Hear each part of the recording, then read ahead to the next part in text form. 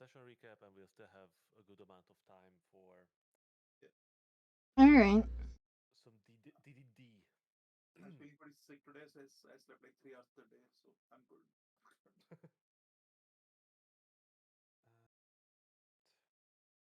So let's see where we were last time. Also, Anybody I gave you remember? guys more space on my screen. Huh. Thank Anybody you. remembers where we were actually? Nope.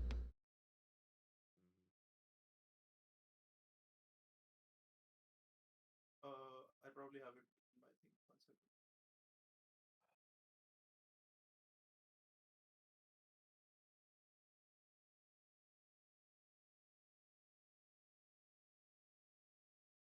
I feel that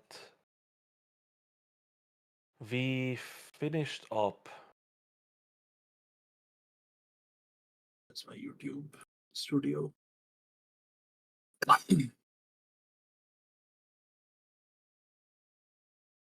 think you guys finished. You guys getting captured in Silvery Moon. Last one was 11. Which one did I post last? I don't remember. Let's see. On the 9. recaps, Let me post, 9. let me post 10 and 11 then. 1 second. Jesus, we did 11 recaps already. Jeez. Yes. That's 10. And that is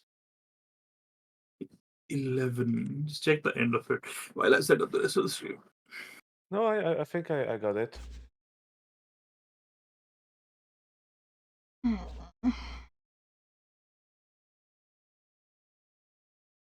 Hope I don't make the unicorn shit itself today. This is 12.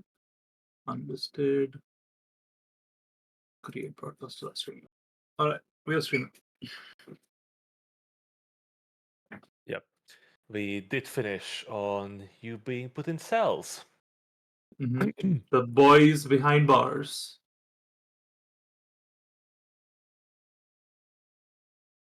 Uh, da- da.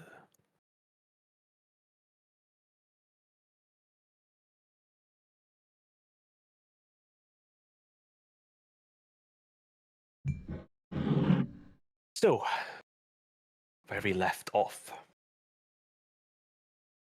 After, let me put you back on the map as well, just to give you the chance to feel, to remember.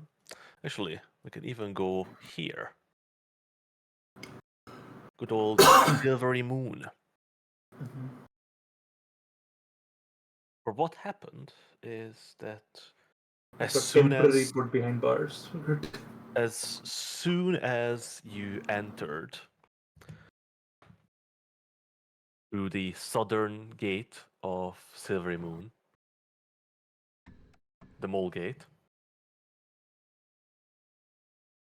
you were apprehended and captured, as it seemed that you have brought into the warded city some significantly powerful and perhaps evil artifacts.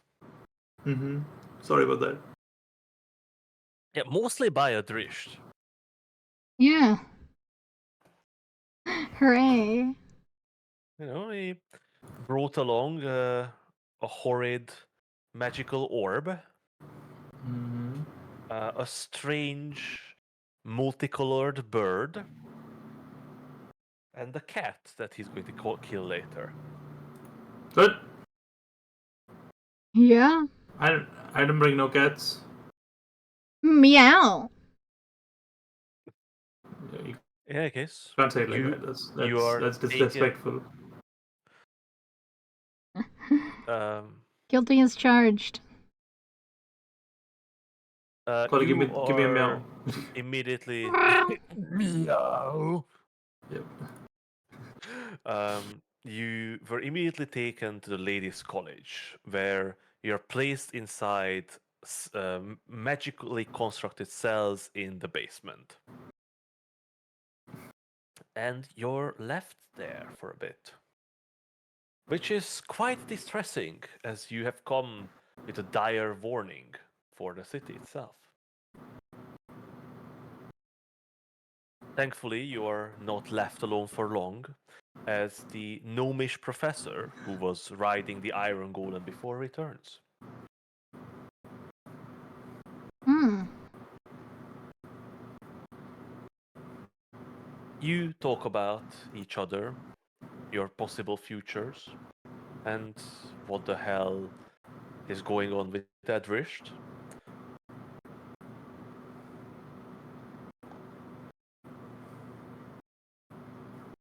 Meanwhile, you watch as Mora seems to waste away in his separated state. After Adrisht agrees that he will help the college researching the strange magic that he seems to possess, Professor Orpip agrees to deliver your message of warning to the court.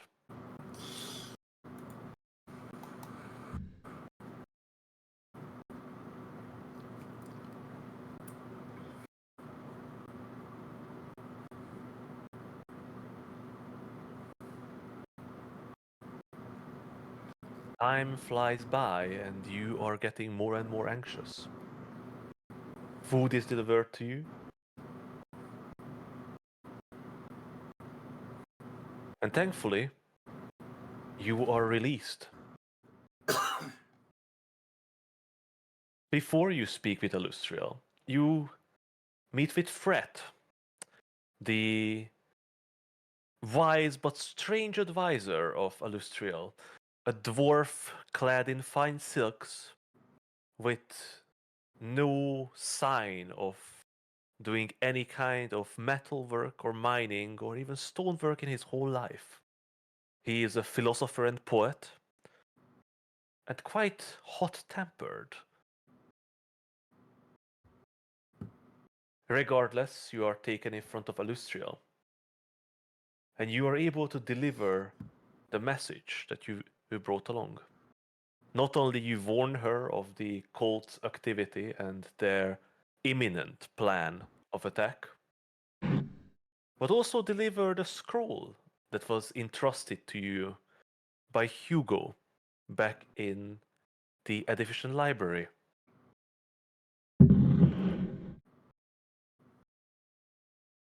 Unfortunately, your warning came just in time. Alustriel immediately sends out runners to assemble the defenses, but at the same time alarms go up. The cult is already on the attack. As you look over the castle walls, you see an enormous, towering giant made of flames rising out of the forest and slowly begins to lumber towards the city.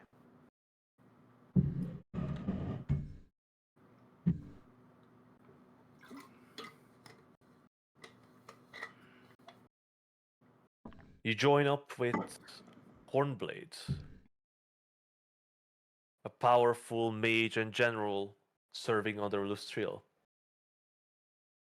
While Lustriel stands atop of the wall, further reinforcing the mystical mythal that protects the city from attackers. Your goal is to head out and interrupt the cultists' attack. You know that if you can destroy their ritual, this giant amalgam demon will be destroyed as well, and the city may be saved.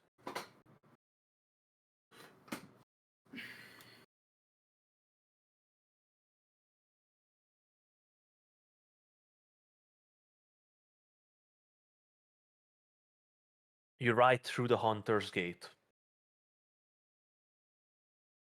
and ride out with soldiers on horseback.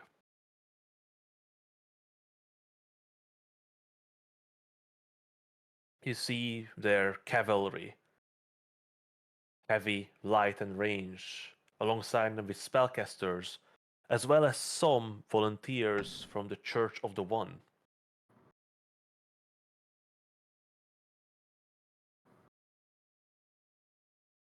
The enormous flaming giant's flame illuminate the night, give you ample way to see, and you push your horses hard on the road towards it. Scouts return and inform that the forest is teeming with devils and cultists. Terran Hornblade rallies the troops and turns the army of Silver Moon into the woods. You fight your way across, slaying devils and cultists alike.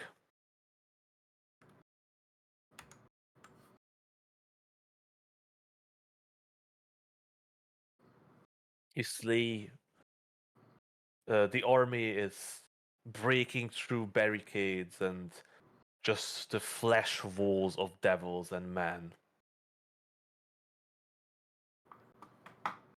The three arrangement of troops are heading to three different circles. You join with Hornblade to head to the furthest point, possibly the best avenue for victory.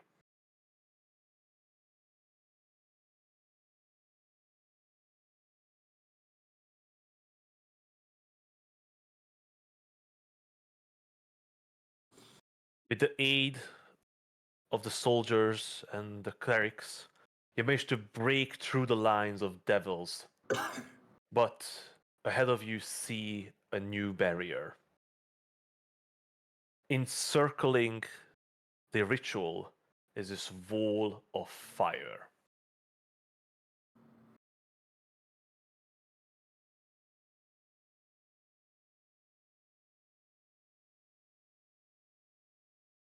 With his soldiers holding back the hordes of devils, Terran Hornblade jumps off his horse and begins to weave magic. Water sprouts forward and forms a corridor inside a wall of flames, creating an entrance for you to walk in. You ride through, but before he could join you, this horrendous pale creature with elongated limbs and dagger-like fangs jump onto him and topple him onto the ground.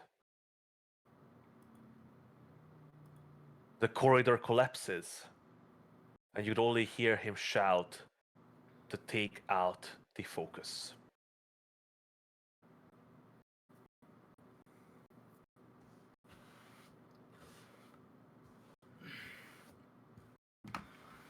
Inside the circle, you see your enemy. Standing under a dome of impenetrable force is Lord Darius Bloodmane. In front of him is a kneeling man, his body pierced with these huge black metallic spikes. That is the focus. And Darius tauntingly belittles your efforts and tells you that you're too late. That with this ritual, Silvery Moon will fall.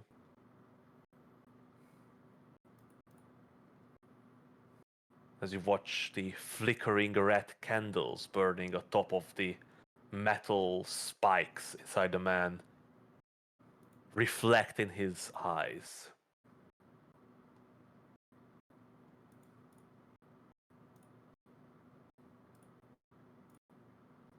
A fight breaks out, and you battle the enormous devilish beast. As you close in on the dome, ready to jump on Darius himself, he laughs. He laughs at all of you and congratulates you, for you have won. You have succeeded on winning this battle, but telling you that will not help you, for you will lose the war. He slashes again across the air with his finger, and a jagged line appears. A rift in the world itself. Through it, Finn spots a strange underground structure, enormous cavern filled with cultists and devils, hundreds of them. And as Darius steps through,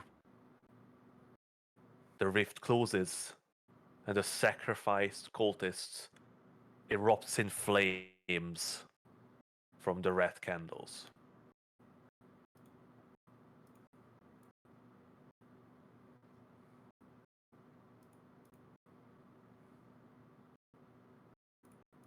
With that, the ritual collapses. The amalgam demon, without its summoning circles, begins to collapse itself.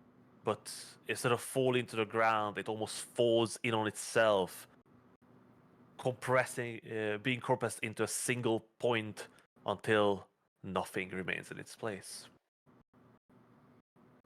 As the fire dies down, you see the hundreds, if not thousands, of people all sacrificed in this ritual, all lining up where the fires burn their bodies into charred corpses.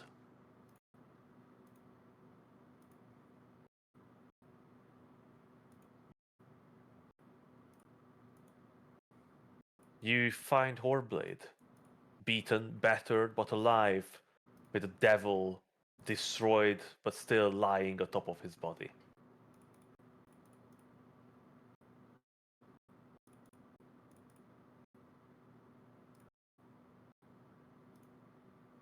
You stay for a moment to help the wounded, to help put out the fires, and help gather the dead.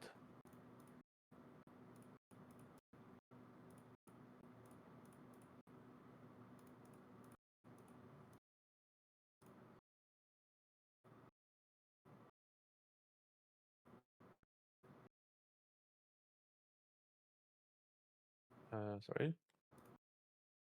Hmm? I just reading my notes. Oh, you're fine.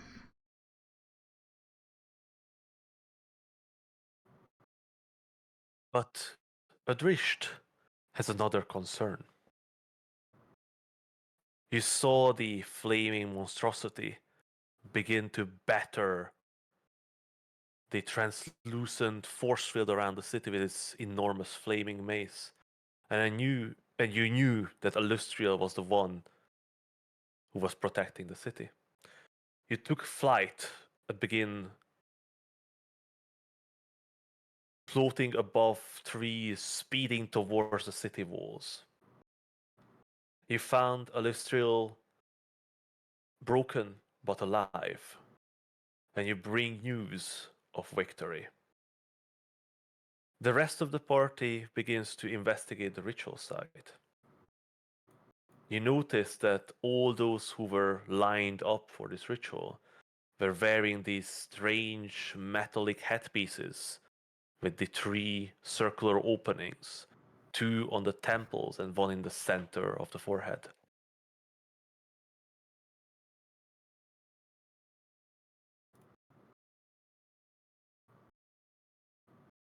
This was also the time when you discovered that, unfortunately, In the battle, there was one significant loss. Dorin decided to bring his mighty steed into the fray, and unfortunately, when one of the hulking behemoth of a devil toppled him from the saddle, it proceeded to destroy Zephyr completely.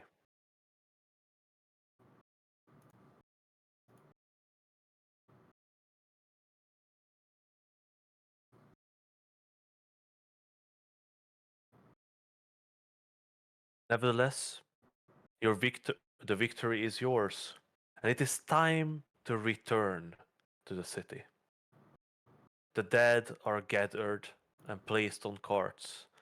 The wounded are healed, or at least stabilized, so they may be tended when they return to the city. Adrish, you saw the people working together, putting out the fires that the flaming debris from the giant mace caused inside the city. As Aegis returns with the army, grand celebration begins.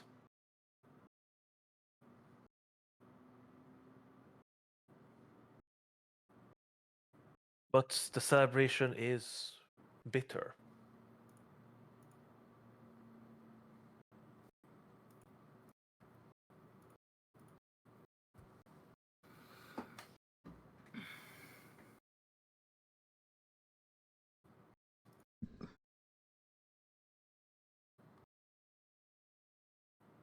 A lot has died in this battle, and even their powerful leader, Alustriel, was wounded.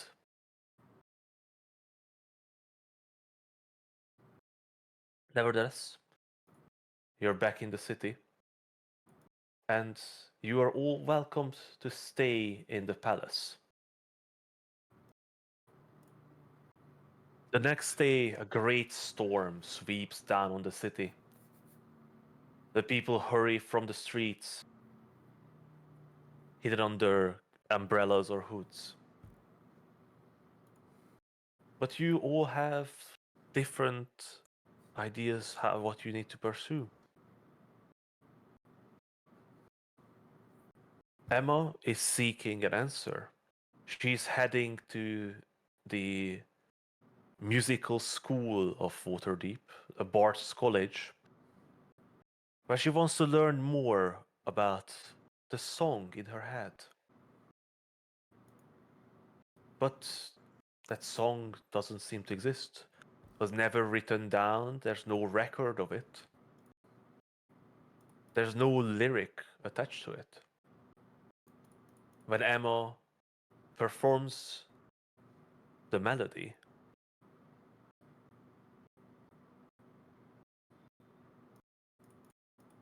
for the first time, it is written down and played back to her. And that was the first time Emma actually heard the song outside of her head. Immediately after, Emma's asked to join these excellent musicians to perform together on the day of mask near the palace, as is customary each year. In the meanwhile, Adrish is invited to the academy, where they attempt to figure out where his strange power might be coming from.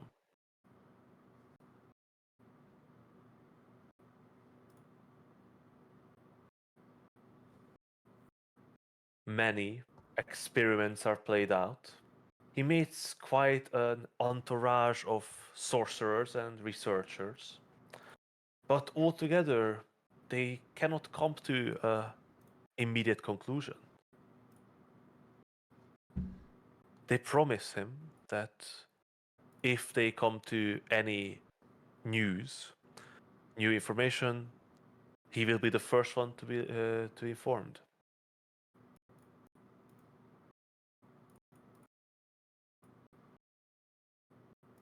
In the meanwhile, Dorian spends his time studying in the library and receives a sealed envelope, which includes an invitation to meet with Illustrial in the afternoon again for private discussion.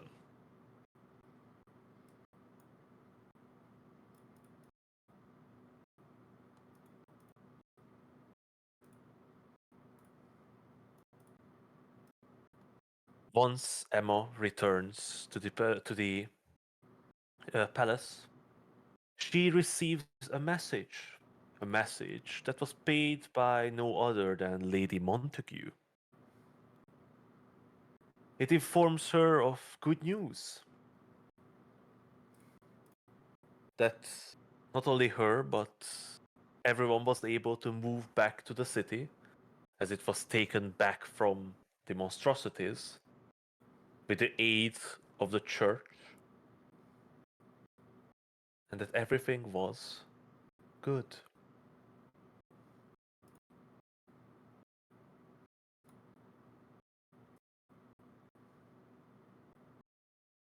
Hmm.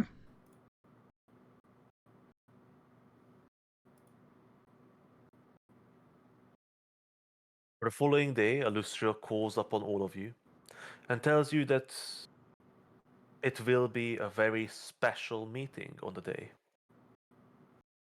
The true celebration and the true thanks to Aegis and the brave soldiers. A grand ceremony is held. Well, Darren Hornblade is appointed as High Mage of the college. His nephew is promoted to be the new captain to the Spell Guard. And each member of Aegis is rewarded by praise and magical items. But furthermore, Alustriel asks the group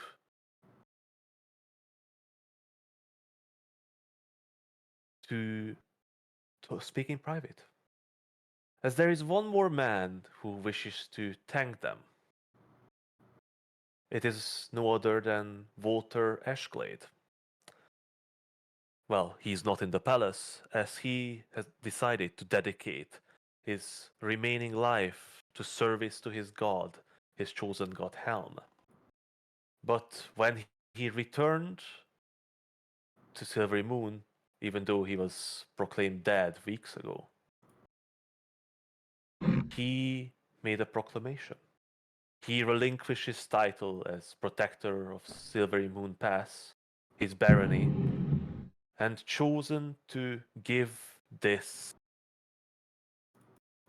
privilege and duty to the man who saved him. The man named Adrisht Einsfog. Of course, it would be not forced upon him. It is a noble title with a small plot of land in the village of Kelb that used to have a suitable manor house, but unfortunately it was destroyed recently.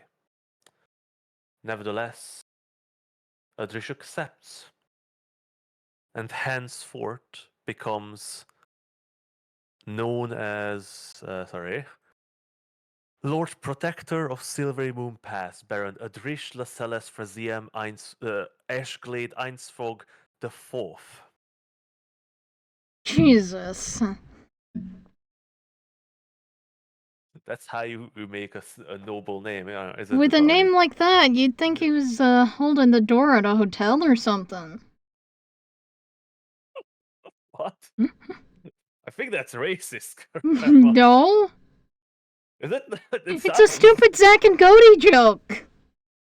Okay, didn't get that. You've never seen it, have you? Yep.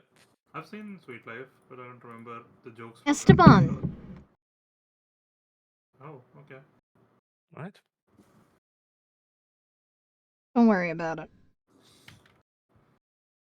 So,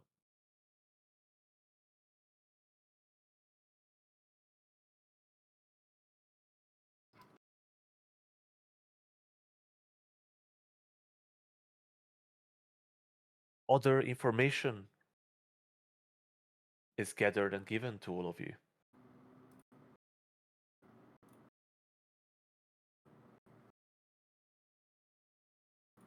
You learn about more information that is connected to Adrisht, as well as information connected to the cult.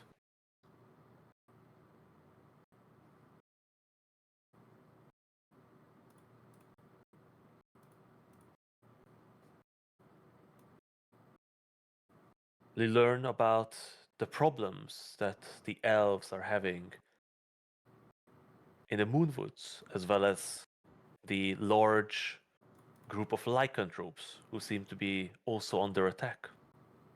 You learn how Mithril Hall has been closed down and has had anyone coming in or out for months.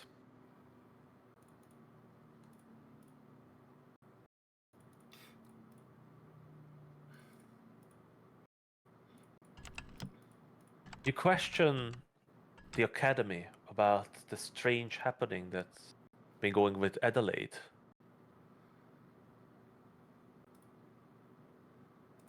And Adrish learns that the almost prophecy-like information that he was getting from the Shadow and the Forgotten Queen was referring most likely to no other place than the deep ethereal realm. An almost never explored realm space, hidden away from the world, a place where normal planar travel would never go. A place which was studied by no other than the head of the Harpel family, by the name, well, sorry, not the head, but a significant member of the Harpel family, Delroy Harpel. In his studies, who devised a contraption he dubbed the Ethereal Diving Bell. According to his writings, this device would allow one to enter into this place. Well, according to the notes, out of the 848 attempts, it was successful once.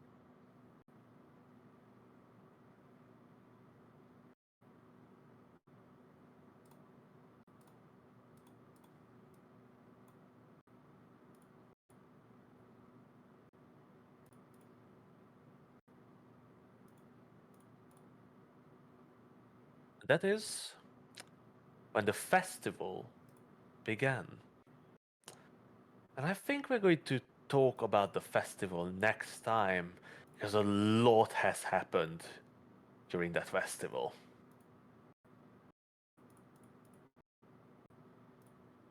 Alright, I will stop the Alright. stream. 1 second. Alright, stream's Recap time. Woot woot. All right. All right. So, session 148 or 149. Anyway, we come to the decision after investigating the summoning location of Thrune, I want to say it is. That we're gonna head northwestward. So we make our way. We begin traveling, and yeah, it's pretty standard travel.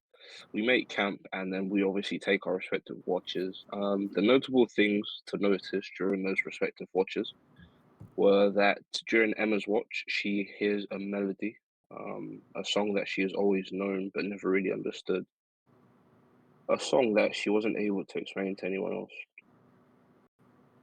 And after that, Adrist takes over. And during his watch, ends up having a conversation with a mouthy witch She apologizes to being a little rude before they had a bit of a spat earlier in the day. She's still working on, being able to fully trust us, and that she does need help, but it will take time for her to open up. And as she does so, glances at the very, very entertaining to watch Emma as she sleeps. With the snores of a fucking elephant.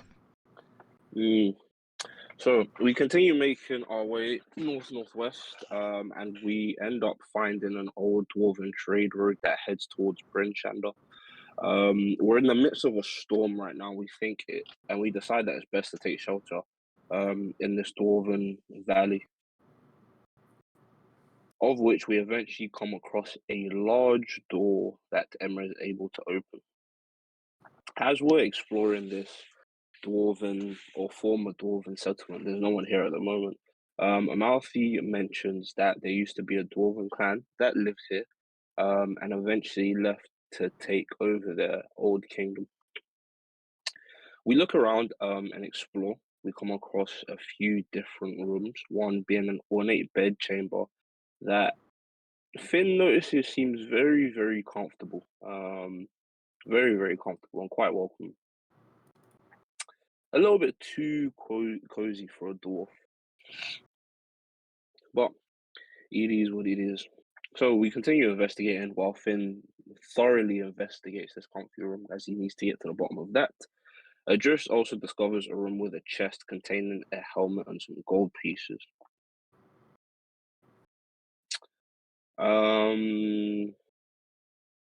Yeah. So after resting, getting up and getting ready to go and continue our travels, we eventually make our way towards Tourmaline, and head for the speaker. It's Agawal, right?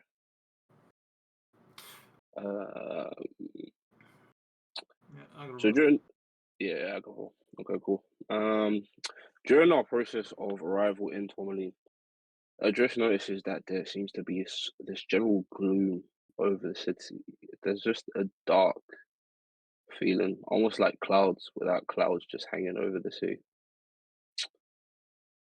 We eventually end up having a conversation with Agavol, and they inform us on how we're able to best help. It appears that the main storehouse has had a break-in, and he'd like us to investigate.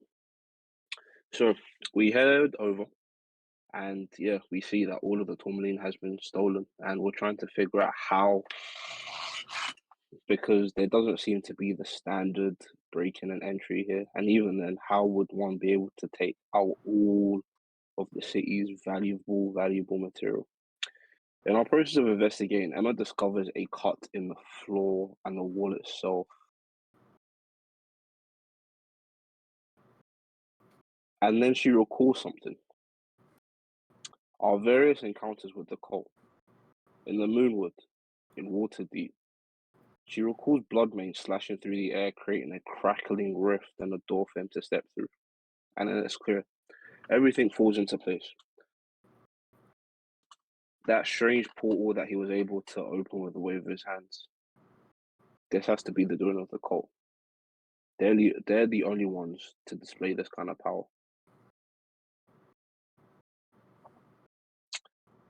We're also informed that one of their cargo ships was also stolen, and that's as far as we're able to get to with the investigation. We're able to pinpoint the culprits, but not exactly where they went or where they've taken the tourmaline. As we're discussing with Amalfi on our next steps, she decides it's best that we part ways at least for a bit. We're heading towards the Lonely Wood to go and investigate the happenings on with the Banshee, and we'll meet up with Amalfi later. And I think that's pretty much where we left off. I don't know if I missed anything. No, I think that is perfectly fine. Do you recall what Amalfi said? Why she not going with you? Beyond just splitting the party, always good. Because she has like issues with the speaker Oh yeah. or something, right? Yeah. He was Yeah. actually best friends with the Banshee, so the speaker doesn't take too kindly to She owes her money. her. It's like, where's that bitch? I lent her like 50 gold 400 years ago. Hello? Damn right. with, Hello. with interest. That's like 50,000 platinum now. Sorry, my mom called me. What did I miss? Nothing. Oh, cool. What were those interest rates? Very bad interest rates. Mm. All right. Let us get back into the situation. Where is my Icewind Dale? Where is my 10 towns? Here's my 10 towns.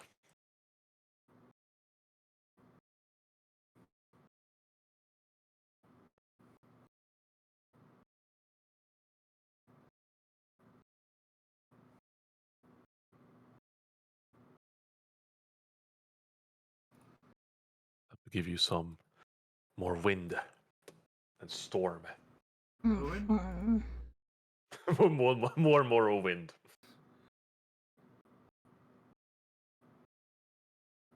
All right, Lonelywood. But we are not in Lonelywood yet. We are leaving Thermalin. So, after your report to the speaker and your departure and goodbye to Amalti, you head out of the city.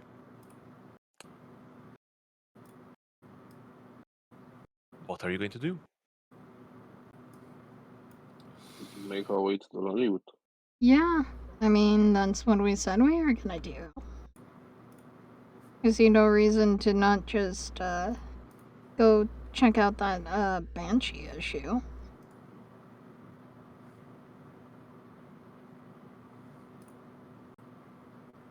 Right. So yeah, the sun is high up in the sky. Not really noon yet, but since the two towns are fairly close to each other, you should easily make it to Lonelywood, perhaps by even noon.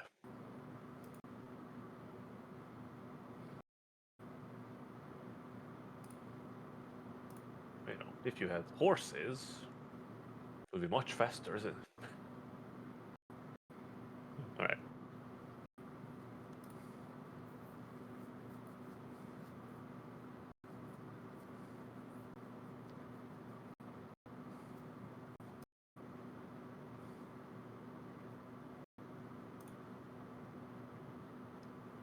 You start traveling on the road. On your left side is the wide, clear waters of Mare Duldan. You see many ships out fishing close to the shore or even in the deeper waters. Across the water, you can just see the fleet of Bremen similarly fishing. To your right lies the large forest of the Lonelywood. You see tall pines and fir trees.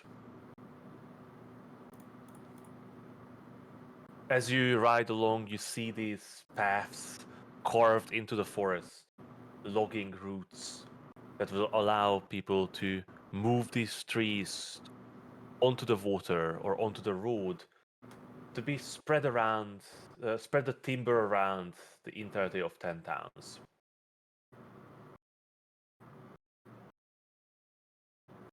As you look ahead, you can even spot a couple smaller fishing vessels that seem to have left Lonelywood and now out on the water.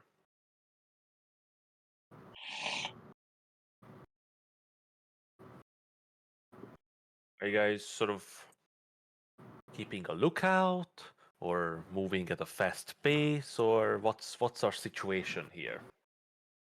Well, in I theory, think we we're want in to a get little there bit of a before. hurry. You Yeah, we're in a both little spoke bit and I of a- have no idea what you said either. What? I think she said that we want to get there fast, and Yeah, she's like right. before nightfall. Yeah. Yeah. Will be an We're gonna issue. keep a fast pace. We'll keep a lookout, but fast paced lookout, so that's not very Yeah. active. Yeah. But to be honest, it is fairly nice today.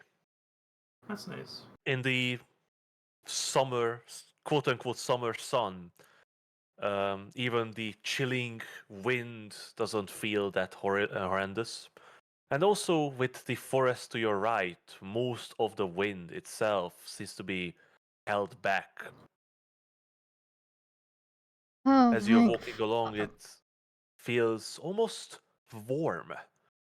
Not like real summer warmth, but you feel that that chilling wind that constantly blows around you doesn't penetrate your clothes as much.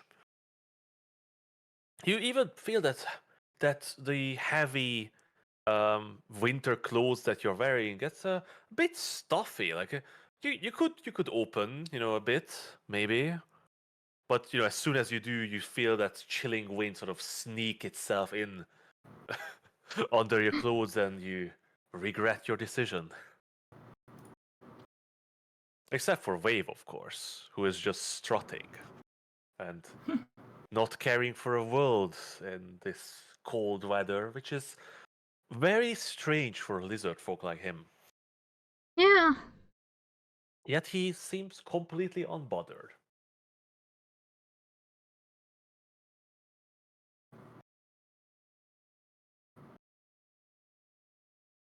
It takes you a bit of time. Although you're moving fast, you're on the road, it's still somewhat of a harsh terrain. The road itself is not a proper trade road, more like two shallow ditches in the coarse grass where a cart's wheel might run. Still, you make good time, and it is before noon when you begin to approach Lonelywood. Here, the road itself leaves the shore of the lake and takes a turn into the woods. With the tall trees on both sides of you, you begin walking in.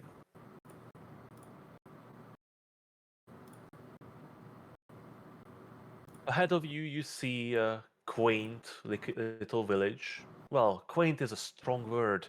It is a collection of small wooden shacks and huts,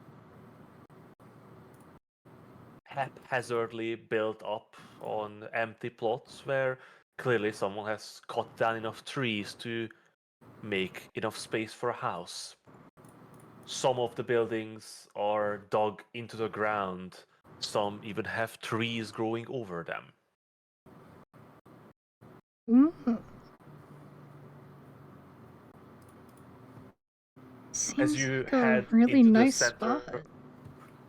as you head in, you see a couple people, some peering out of their houses, others stopping and taking a good look at you as you walk in.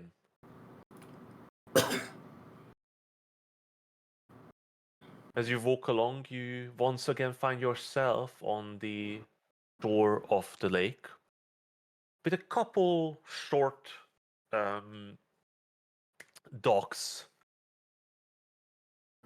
pushing into the water, with still a small number of fishing vessels docked.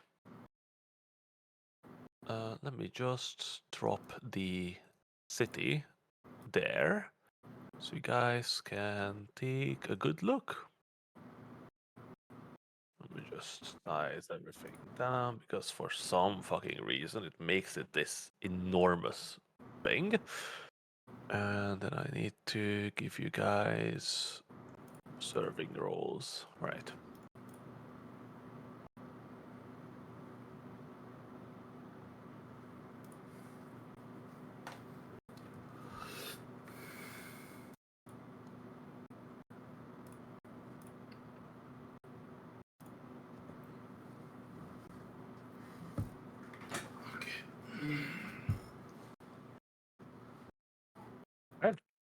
What now? Well, we were gonna look for the speaker first, but it's too late at night. What do you mean? It's Mhm. not even midday. Wait, I thought it was. My bad. I think let's look for the speaker then. Mm-hmm. Once, For maybe the they can video tell call. us more about this banshee.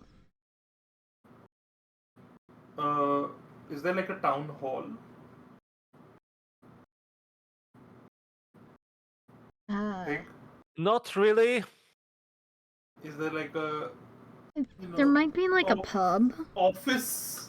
Like, there's probably a pub, but like, Yeah, but like I'm just saying, if there's a pub, there might be people there that we could ask these things to. so we Did I came mention? through the. Did I mention that this town has less than 100 people living in it? Yeah, Jeez. makes sense. What's the biggest house in the town?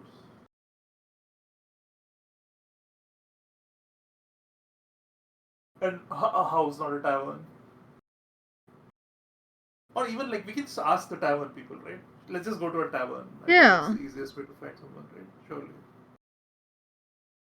We probably What's, need to check the alcohol in the tavern as well. what's the first tavern that we find on our way in? I'm sure there's only one.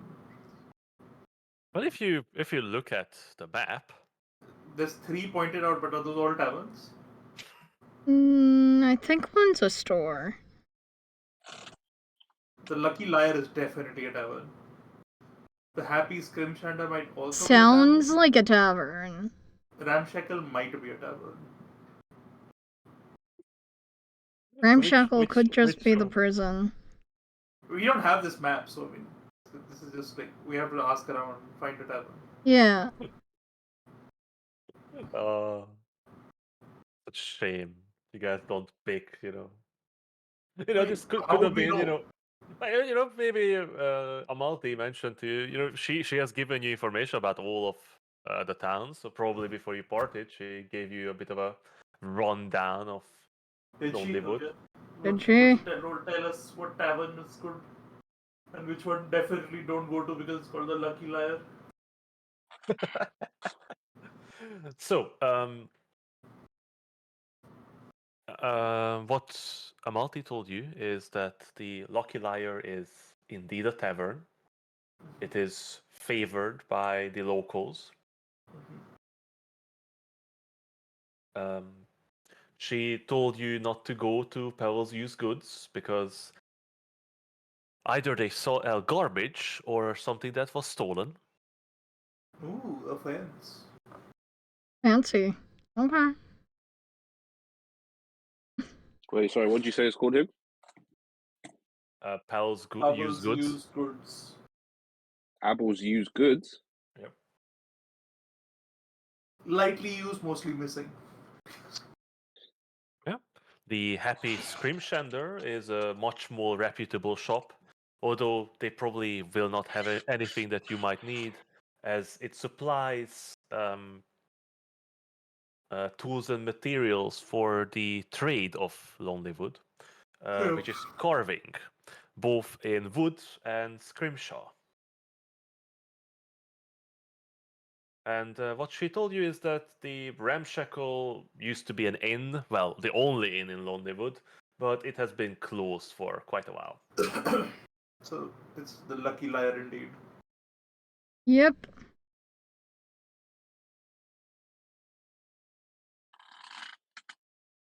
All right, so you're heading to the Lucky Liar. Yep.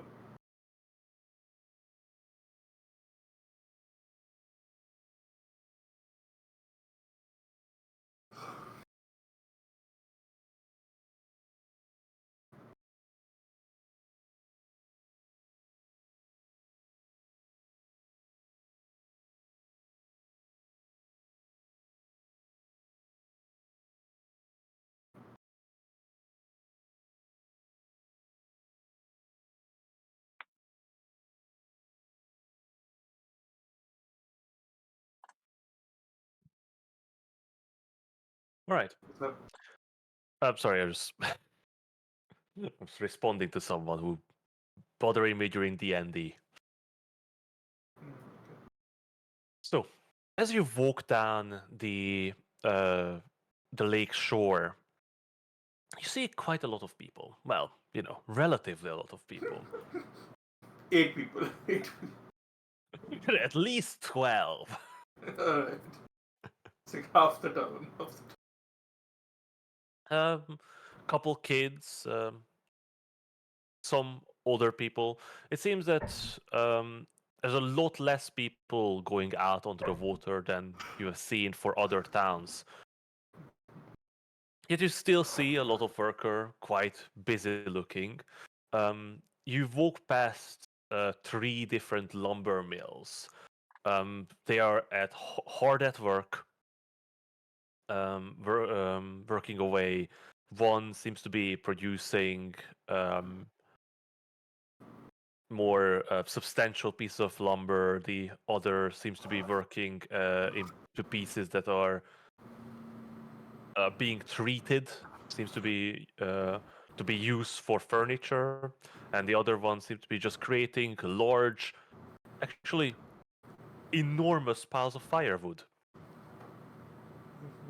With winter rapidly approaching in this land, it seems that the town is getting ready, and the other towns will need their wooden goods.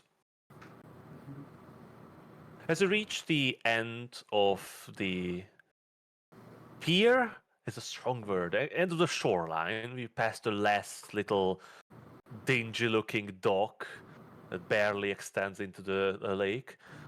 On the side of the road, you spot a tavern with a sign hanging above the door, which states its name, the Lucky Liar.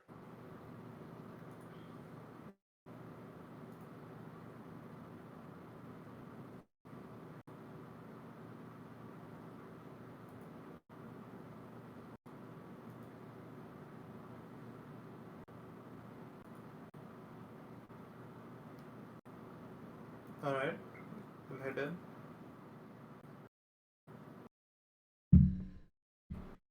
Yeah. Big. Yep. Gonna go in. What does it look like?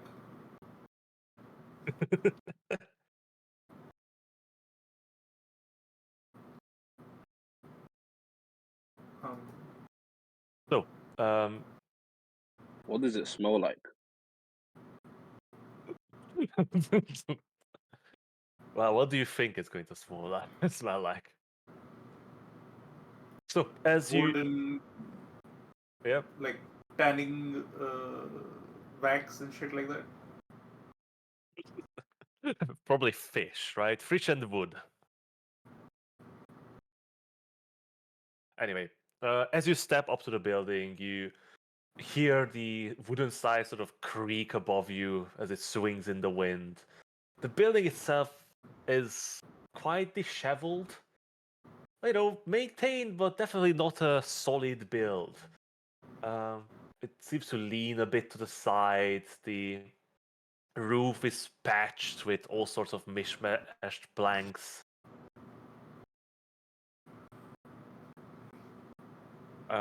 It has a couple front windows, and even at this hour, you see this sort of dull light beaming out from it. When you open the door and step in, immediately you are surrounded by this thick stink of spilled ale, sort of dampness, and mostly pipe smoke. The ground seems to be just sort of, what's the right word for it? Like a hardened earth. But you notice that under some of the chairs, the legs seem to have sunk into the moistened ground.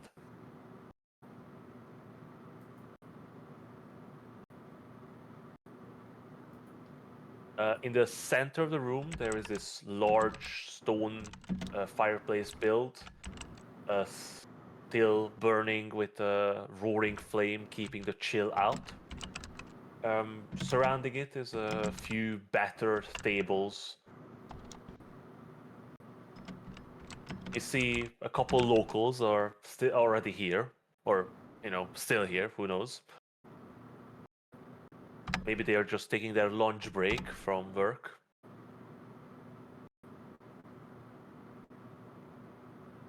You do see a couple rough-looking people wearing what you would describe as hunter's clothing. They're wearing these fur-lined cloaks and hardened leather armor.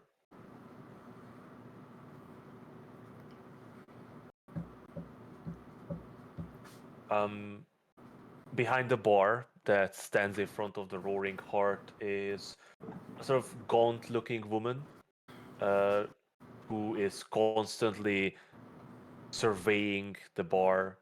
Her eye is going side to side, keeping an eye on all of her patrons.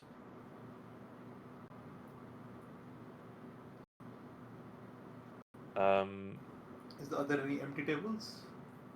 Oh, there's plenty. Find an empty table, go sit on it, and call somebody over. Are there any serving people? Or Absolutely not. Alright, I go over to the bar. So you walk up to this woman. She eyes you suspiciously. Hi, can we get a few ales? You haven't gotten any stuff in from, what was it? Red Run? Was it Red Run? No. Fuck, what was it called? Good mead. Good Meat, yes. You haven't got any meat coming from Good Meat, right? Oh, Mr. Fancy Pants wants the good mead.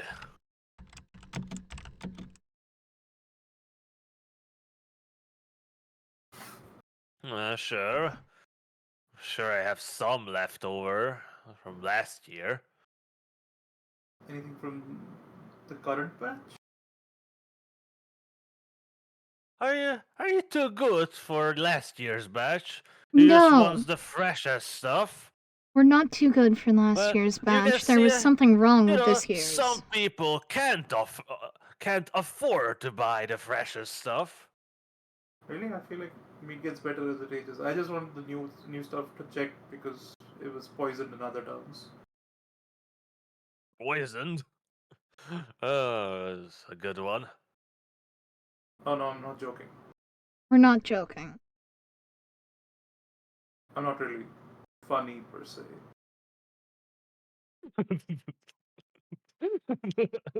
That's such a statement. Such a fucking statement from a Drish. I'm not really Yeah, a in funny terms of person. humor, he's not the best.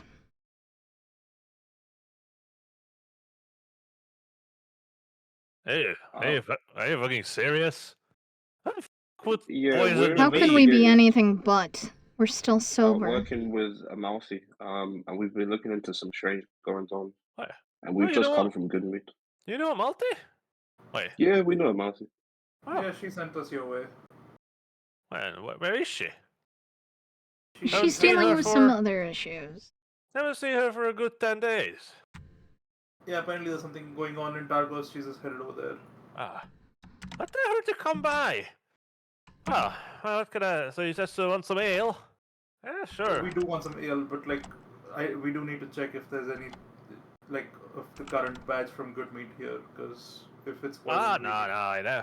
I only order it at the start of summer when some of those big merchants come by and they want to see the real authentic goods, as they say, those idiots.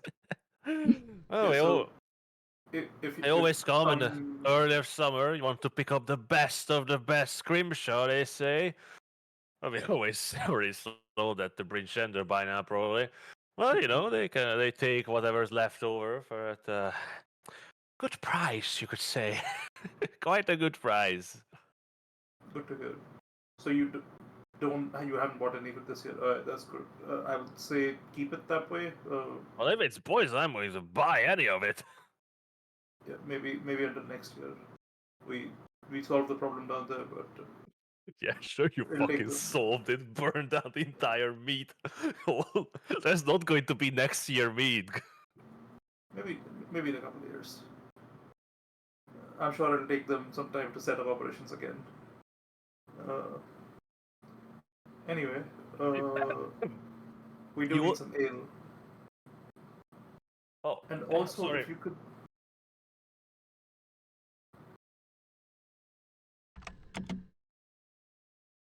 Oh, You okay? yeah, just. Oh, no, no. Go ahead. Coughs. Swallowed some poison meat. Yeah, yeah. Uh, So yeah, we do need some ale anyway, and also if you could point us to the speaker here. What's their name? Again, Emma, do you remember?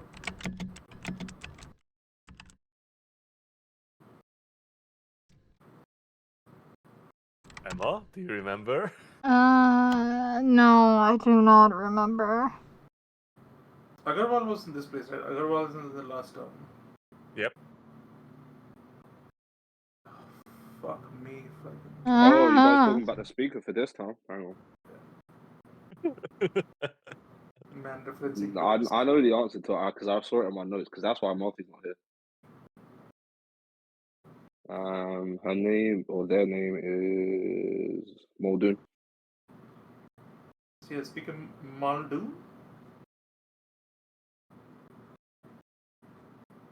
Yeah, Amalthi said that there was some kind of issue with the banshee here that she wanted us to help solve.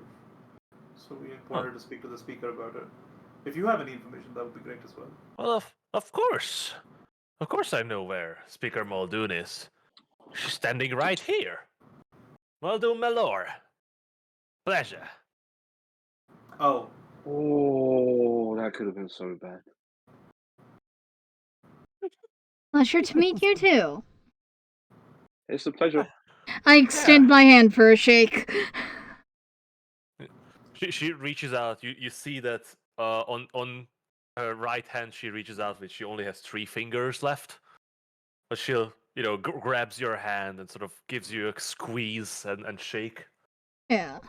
let's Leave. shake her hand as well and let's sort of twist her arm a little bit to look at the fingers and go like, is this why Malthi won't show up here? What? No, what do you mean? She comes by every Sunday. Well, not every Sunday, but whenever she can. Wait, Goni, out of character. Didn't Amalthi say she hasn't been back here in a while? Yeah. But a while could be like a 10-day. That's not a while. Sure not. Up here it could be. When was the last time you saw don't- Maldi? Oh, she came by maybe a day and a half ago. She said she's going to all the cities to check on, all the strange things happening. Is there a reason she's avoiding you? Why would she avoid me? She owe you money or something? I don't know. She don't think so. Oh yeah. On that note, tab, please. She sort of holds out a hand. That's going to be 3 silver pieces. Put down a gold piece. Sort of picks it up, bites on it, takes it out again, holds it up to the light, sort of scratches it on the wood, leaving a mark on it. Huh. She sort of drops it into her filthy apron pocket. You hear a little bit of jingling in there as she places the mugs of ale foaming at the top on the bar. Oh no, Amalti's a good friend here, I think she liked everywhere in 10 towns. Well, maybe maybe that's bastard in Targusk, but I don't think that man likes anyone except for himself. I'm a little bit confused. She seemed out of character. Goni, what did she didn't say she owed her money, right? She said there was like she had some issues with the speaker here. So, Squirrel? I mean, she mentioned that they had issues because they fell out, but I don't know if she mentioned that she wanted us to inquire about it. No, Yeah, absolutely not. I This don't woman seems think she quite. mentioned like what kind of issues. But yeah, no, Who's basically lying? they fell out, but we don't know why they fell out. Who's lying? Who's, Maybe she just doesn't like it. does it feel like she's lying? Give me an insight check.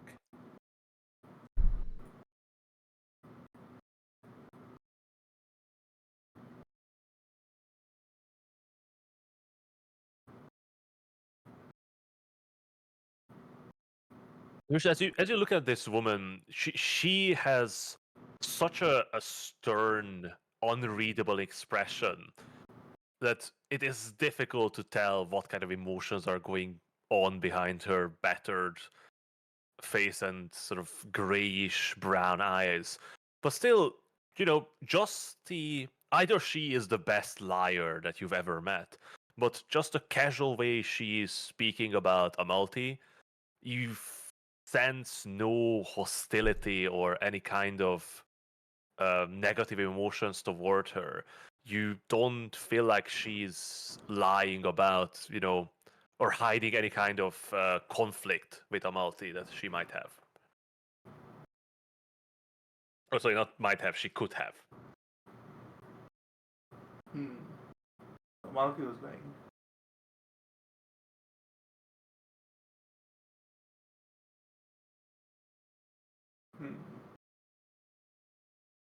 I mean, it might have just been a tiff, like. True side. Okay. Just in case. Yeah, so you cast True Sight. The orb begin to glow with a mysterious purple light in your skull. What are you looking at? Just looking around. Yeah, as you look around the Drish, now you get the true feeling how filthy this bar is. You can Doesn't show see me the that. stains on the mug in your hand, Mm-hmm, the little mm-hmm, bits that are floating around in the ale. I drink it. Drist's true sight just means his eye goes UV mode. Oh no, it's a black light. Oh no, it's all stains everywhere. Oh, Vomit, blood, I kind of secretions. like this. It's very stupid, but Sadri suddenly turns on his black light vision and shows up the stain. Oh no. And it's the best thing is it comes out of your eye hole, so it's definitely like wherever you look, you just see the stain. And we call it blacklight vision moving forward. Sure. Anyway, but yeah, nothing really jumps out at you. You don't see any magically concealed entrances. Nobody in the town appears Also to. detect magic. Nobody seems to appear to hide their real looks in any kind of magical way. And as you extend your magical detection into the area around you, the bar woman continues to look at you with confusion as you just begin to, formulate magic arcane motions in the air in front of her, which I assume it's still holding your beer mug. Drinking. Just drinking and waving your hands around. But nothing seems to be outlined by detect magic illuminating with magic, really. Actually, give me a perception check. I'm mostly checking the drink, isn't it? Okay. One second. You said perception check? Yeah.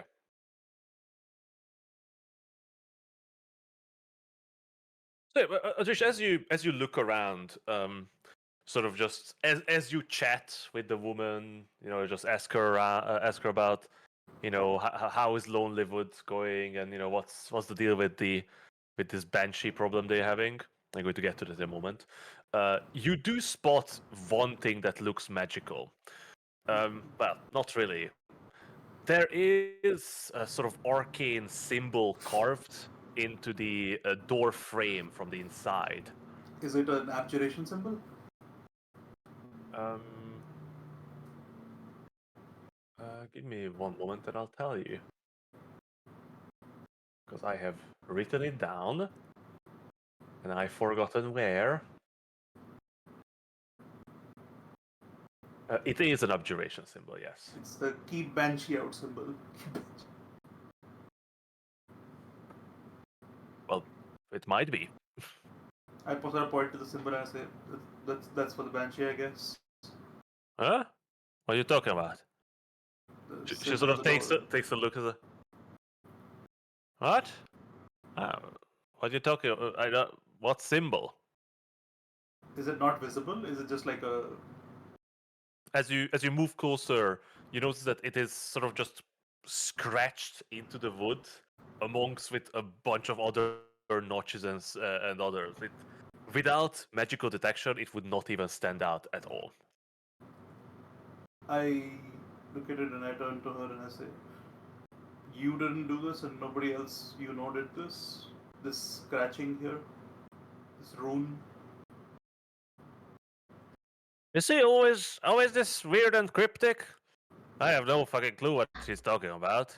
But yeah, the banshee, she's being Yeah, weird. this is normal for him. She's being strange.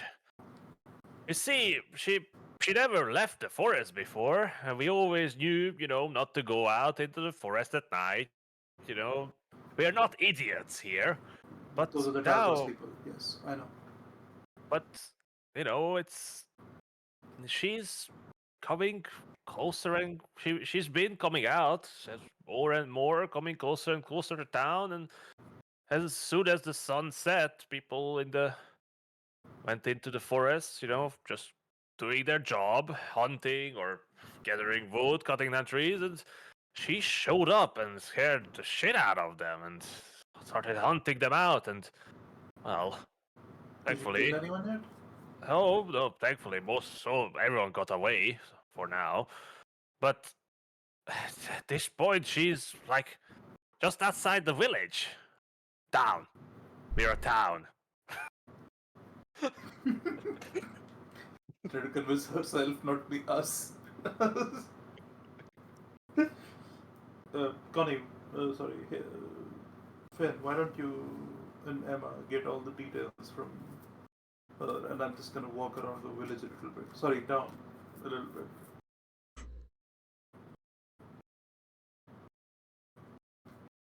Sure can do. Alright. I'm gonna go look at the other doors in the town, see if I can spot the same symbol. Right. So, Adrish, as you move out of the tavern, you feel again the chill of the wind sort of brushing up against you. And as you walk around town, you don't really see any other magical symbol. There's no carvings on the door frames on the outside anywhere.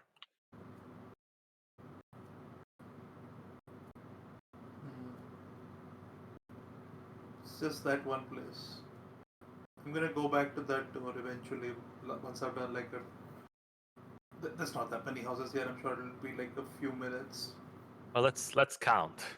It's 1, 2, 3, 4, 5, 6, 7, 8, 9, 10, 11, 12, 13, 14, 15, 16, 17, 18, 19, 20, 21, 22, 23, 24, 25, 26, 27, 28, 30, 31, 30, 30, 38 houses. There's 38 houses in this place? Damn, Uh, that's maybe a lot. 40. can. That's almost like I would say that's probably more than 100 people, honestly. They're not real houses. They're more like shacks. Alright. And like I can probably do that like in a few minutes, right? I'm sure. I would say 10 minutes. maybe half an hour if you want to go down the little paths in the woods to look at the houses in there as well. I just stick around the main central area. So you just sort of walk down the shore. Yeah. Yeah, are you going into any of the buildings or? No, I'm just checking at the doors. No. Eventually, I'll make my way back. Right. In the meanwhile, Finn, Emma, what are you doing? I mean, like, I guess we'll continue talking with Muldoon and see if we can learn a bit more about the Banshee. But if not, we're just gonna grab a drink and wait for Idris to come back from his Yeah. stroll. And Go ahead. Oh, okay. Um, so yeah, you said you noticed things had been weird with the Banshee. Has anything changed recently that you're aware of?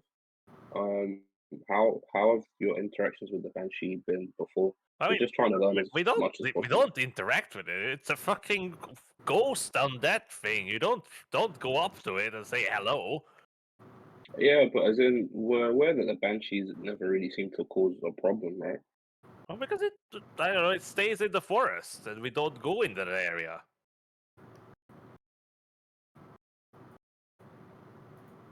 And now Oh, it's been coming into our part. It's coming further and further, closer to us, and now it's on like the edge of town. And next time it's going to be at our doors. and is this happening every night? Yeah, every night it just comes closer and closer. We haven't been out at night for long anymore because fucking spooky. Would you really go out in the dark with a no. weird ghost woman floating around? No. I don't think I would. That Yeah, makes sense.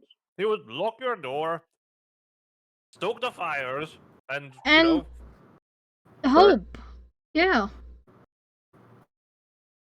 You yeah, wouldn't what want to else have were you going anything to do? do with it. So how is the forest during the day? As always, as long as you don't run into a bear, safe enough. Haven't seen any barbarians for a good couple months, thankfully. Oh, do the barbarians normally hang around the forest? No, they, you know, well, you wouldn't know, I guess. You're not from around, that's clear. Mm-mm. These barbarian bastards come around every once in a while, couple years times, try coming to raid and spillage. They don't often, well, they like to come here to steal. They're, at the ass end of 10 towns. At all times, the banshee scares them off.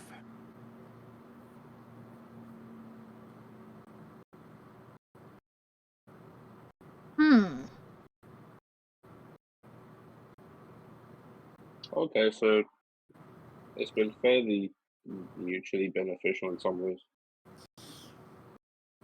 Has anyone noticed anything strange about the forest during the day? Any disturbances? Are you people all just like talking cryptic? What the fuck do you mean strange in the forest? Have I Well, seen the deer piss upside down? I mean, you guys know the forest a lot better than we do, so I'm asking, has anything in the forest changed?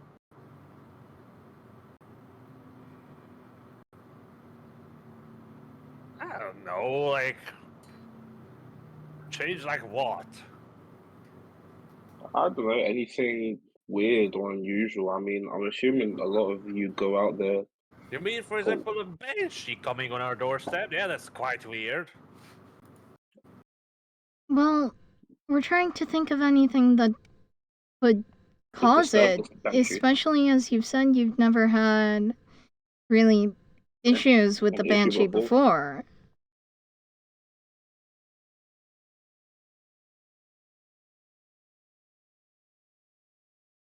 Do I look like a virgin holy cleric to you, who is well versed in the ways of the undead? No, you don't. But You Good. you are I the thought most I, knowledgeable I thought I didn't member put of on the my right town. makeup today. I'm gonna it's say in the to MShead, attitude. I understand why Mouthy avoids coming here.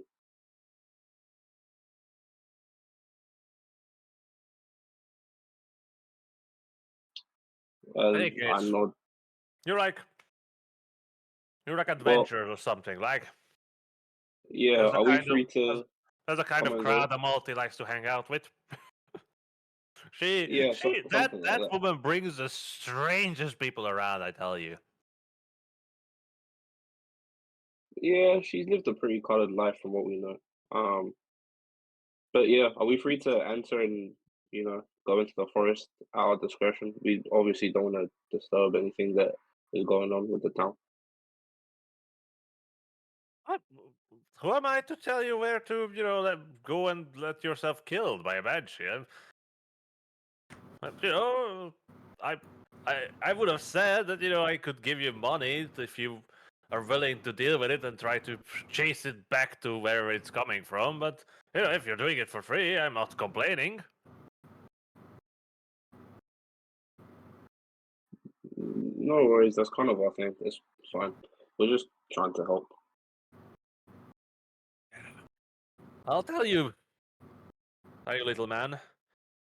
That's not the way to get ahead in life. The more you do for free, the more people will take advantage of you.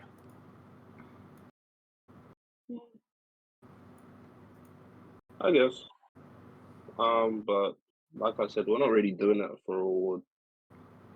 So if we can sort of figure out what's going on with the banshee, I think that would probably be the most beneficial thing for us. So I guess it's a win-win for everyone. Yeah, go ahead, be my guest. Okay, no problem. Anyway, thank you for the ale, and yeah, we'll get out of your hair now. And yeah, we'll be back if we figure out anything. I don't quite know. I don't think anybody really knows where the banshee comes from. Just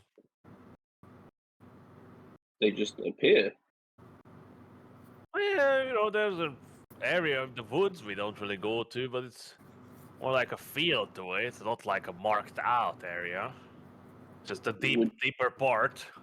Would you be able to give us a rough idea? Yeah. Do we have a map here? No. But yeah, a rough idea of the woods, Yeah, follow the logging road. the logging road. Okay. Yeah, if you reach the end, that's very end. We don't go beyond that. Makes sense. Okay, no worries. Yeah, we'll go and take a look and see if we can find anything.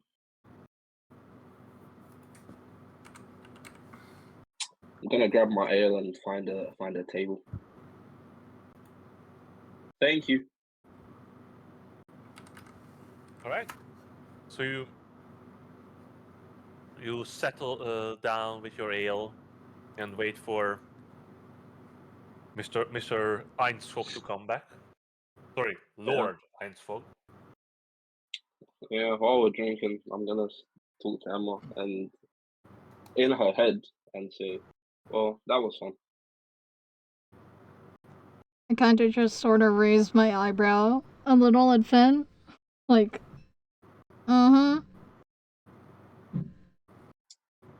There was sarcasm. I really don't envy Adrift's job or yours. How do you guys do it?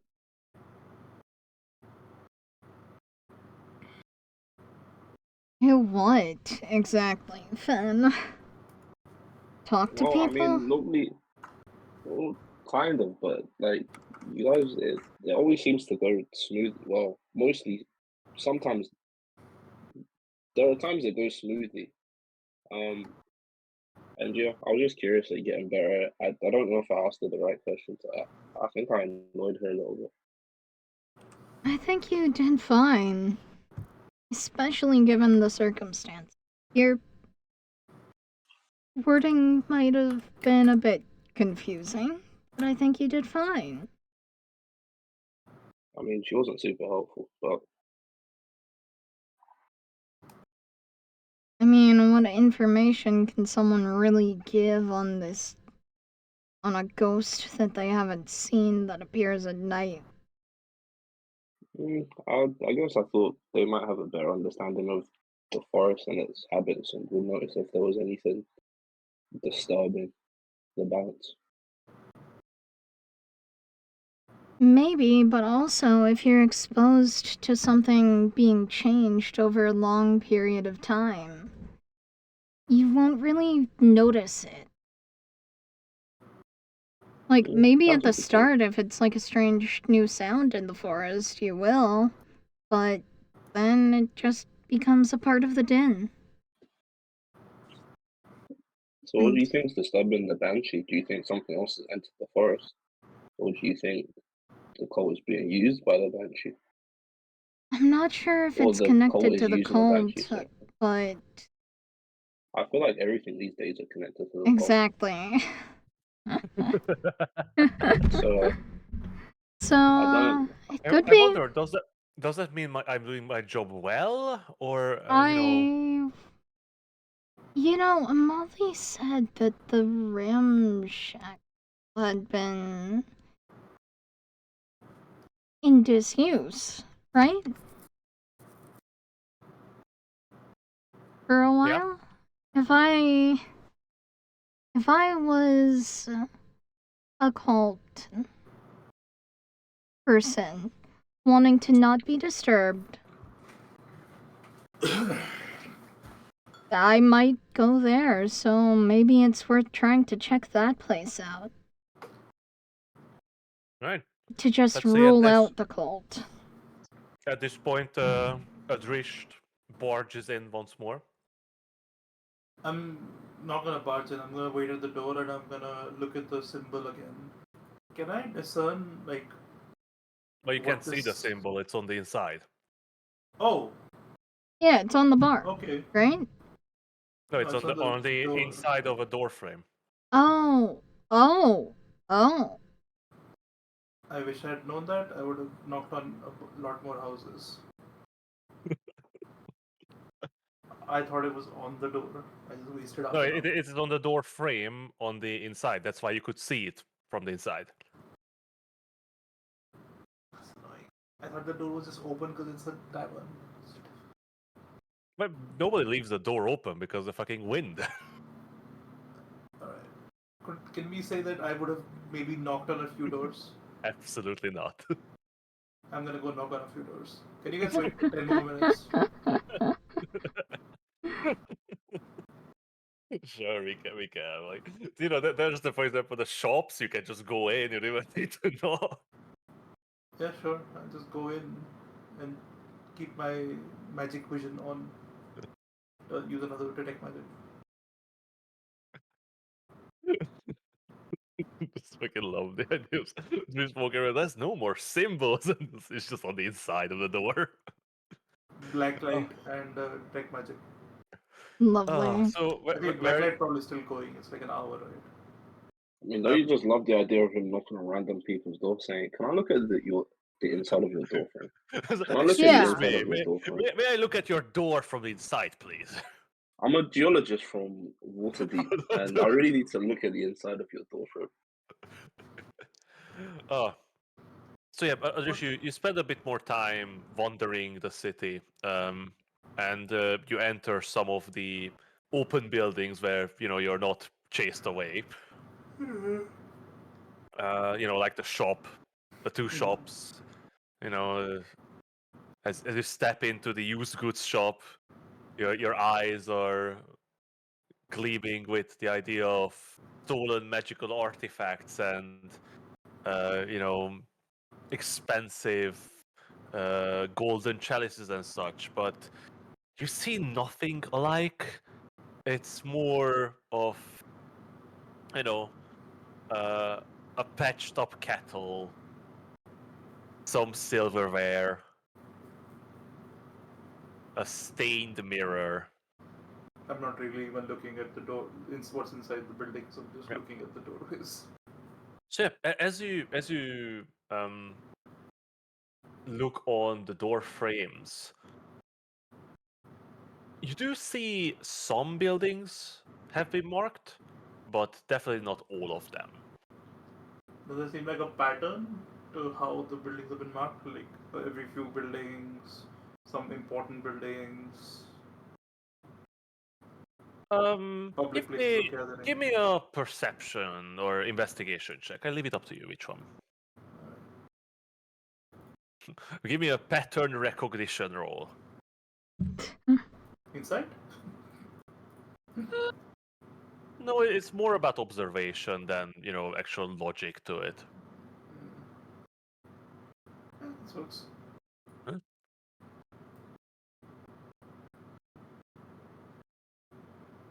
Yeah, you don't see any like actual pattern to the marked houses, or if there is, there's no real logic to it that you could ascertain. Some like some of the like public buildings are marked, some are not. You see a mark on one of the lumber mills, but the other two are not marked. Are any other private houses marked? Uh, they are mostly locked. I mean, I knock on one or two of them, so for sure. Yeah, sure. I'm just going to say that, yeah, as they open the door, you sort of immediately step in, and before Yep. they could shun you out, you take a quick look, and if there is a mark on their door, and then just step out immediately. Yep. And And say thank you. they lock the door behind you. You hear the nestling of a a bar going across, like fucking weirdos just barging in. And yeah, you do see some houses are marked, So there doesn't seem but to be an not actual all of pattern. them. And no like distance based marking as well. Like it's not like every third house is marked or every third building is marked. Um, what does seem to actually there is soon to be some sort of a pattern. With your 19 investigation check, I'll tell you. It seemed that mostly the buildings that are marked are old buildings. So they've been marked for a while. And the newer and somebody did this a long time ago.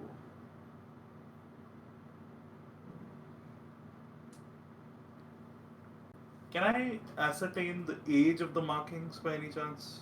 Not really. Can I like can I ascertain the reasoning for the markings? Like it's an abjuration thing, but like can I ascertain what kind of magic it is? Like what is it supposed to do? You're not certain. It is not quite arcane in nature. Alright. It is some sort of magic that you are not familiar with at all. It is just by your magical like insight that you know that it is closest to the abjuration school in nature, but beyond I'm gonna that go you back have to the no clue. It is definitely not like an arcane sigil that is used by wizards. I'm gonna go back to the liar. That's what I'm calling Yeah. it now. At this point, you guys are probably on your like second or third drink. Probably. Damn, I'll drink fast. For 40 minutes, 3 drinks. It's been like an hour. Emma, Yes, can you see the addressed. scratching here? What about the scratching? Can you maybe, touch it and identify it? It seems to be magical in nature somehow, but I can't really pin it. Okay, Might need the your expertise. only one that speaker does not think is weird will sit with her hand on a door frame for 10 minutes. Or a minute, you can use a spell slot. You just stand there with your hand on the door frame, like, so You how you know, guys doing? yeah. Yeah, no, that's fucking It is, actual spell slot territory. as you sort of you just lean I up forgot I against could use spell slots for it, okay? I'm dumb.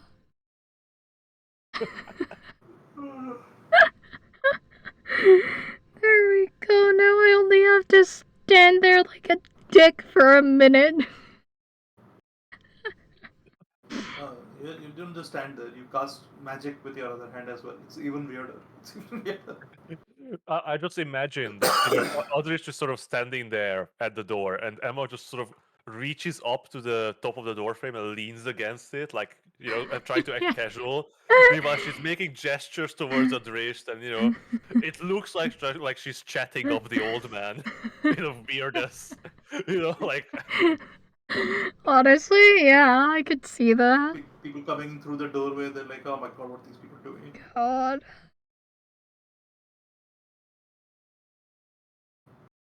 there doesn't seem to be any other patron that's come in since came here. Oh, okay. Do So I then, learn anything?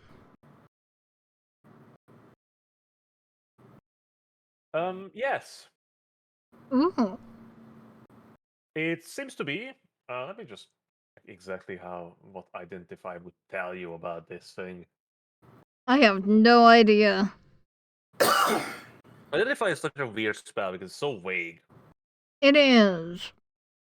Object is magical item or more. Other magical object. There's a property and how to use it. It's not a magical object technically.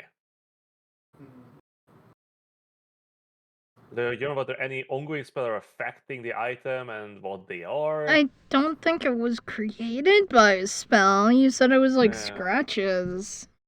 Yeah. This is more of like a comprehend languages task or something. Or like a hard Arcana test, perhaps. that's what I was asking for. Yeah, but like I said, it's not an Arcana. It's not an arcane nature. So, Hmm. like your knowledge does not cover. If it I would say it is a magic imbued item, right? Which is what it says. Yes. So I will tell you that the spell that seems to be affecting this rune is a glyph of warding. Okay. Okay. That's useful. But you're not sure about the exact nature of the ward. Yeah. Or what the trigger might be. That is useful. Trigger is Banshee, bro. Trigger is Banshee.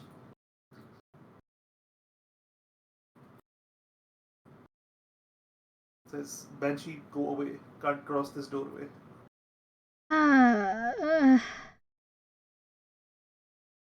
As soon as it's done, Emma is just not on that doorframe anymore.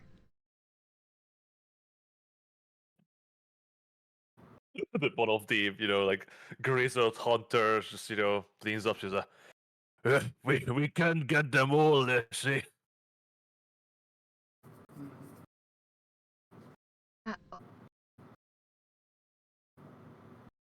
Emma's ignoring that. You were clearly just rejected by the old man on your advances. Oh, yeah.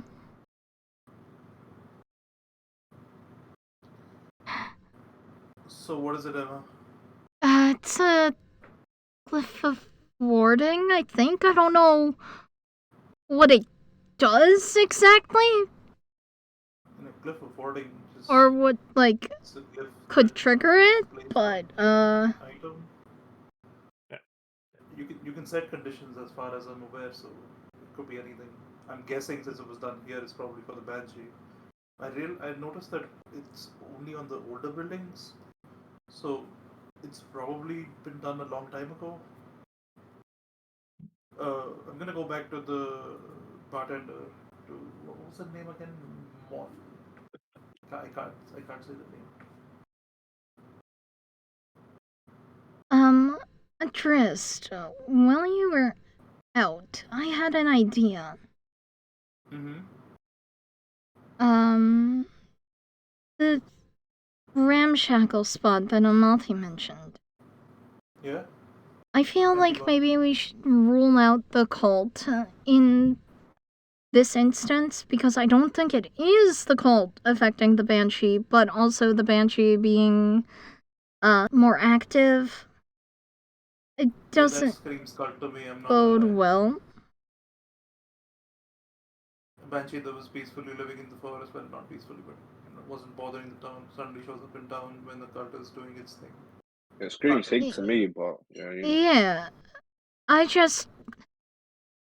Maybe I'm That's a hoping good for idea. something Let's that's just a No, it's a good stupid idea. It's an coincidence. abandoned. It's an abandoned pub. That's kind of the perfect place for Yeah, somebody it's doing exactly. That's what I was weird saying. shit. Yeah, like, this was actually only the inn, only inn in the town. Like, the difference really between a tavern and an inn is a Places tavern to does sleep No not, and shit, attached. yeah, right? doesn't have rooms. Yeah. So that's what's probably the largest building in the entire town. Has multiple rooms. Uh, I'll also tell you that Emma, like, it's registered as a glyph of warding, but it wasn't necessarily the spell itself.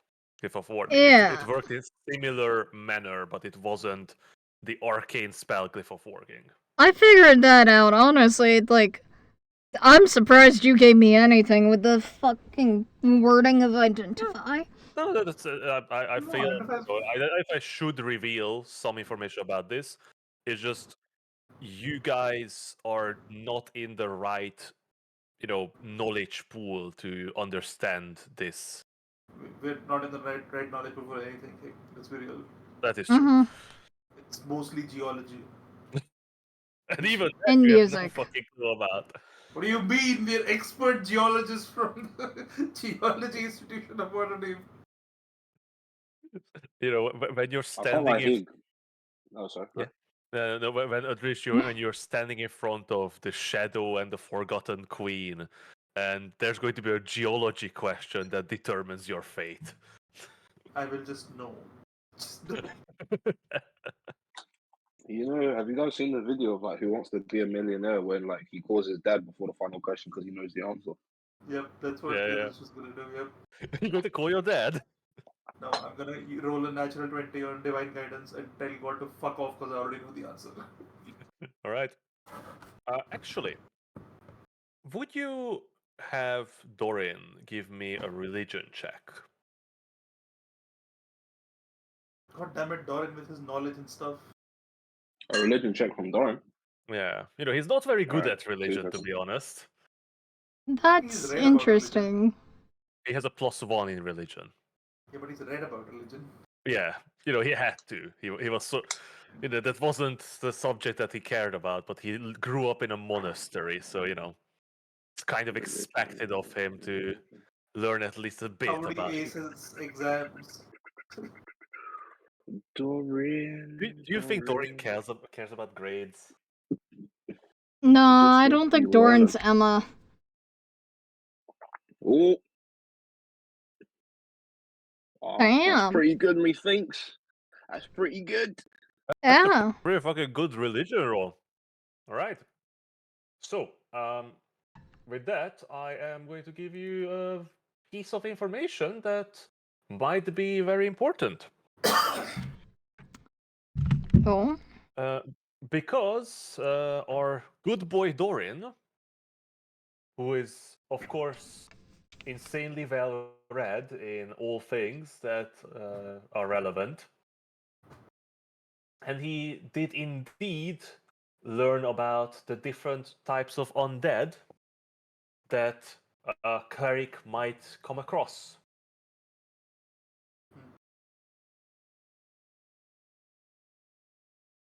And he points it out to you that a banshee is a very special type of undead. Banshees are these sort of they are similar to revenants, but instead of being bound to revenge against a certain person, they are bound by an obsession to sort of an unresolved bitterness or sorrow to a single place. And Oh. they are usually bound to hunt a single 5-mile radius area, and they cannot go beyond that area. Something compels them to stay near the place that they hunt.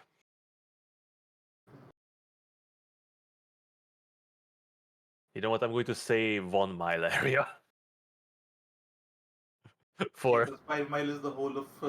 yeah, that's like Yeah, like 5 miles is the whole of a every fucking 5 mile town. reaches across the fucking lake. It's like this. Hell, like, what's that? Like 5 mile is in our current reach is like 5 feet. So if A I put it like in the 1 mile center of radius could encompass the forest and the town. that's 5 mile.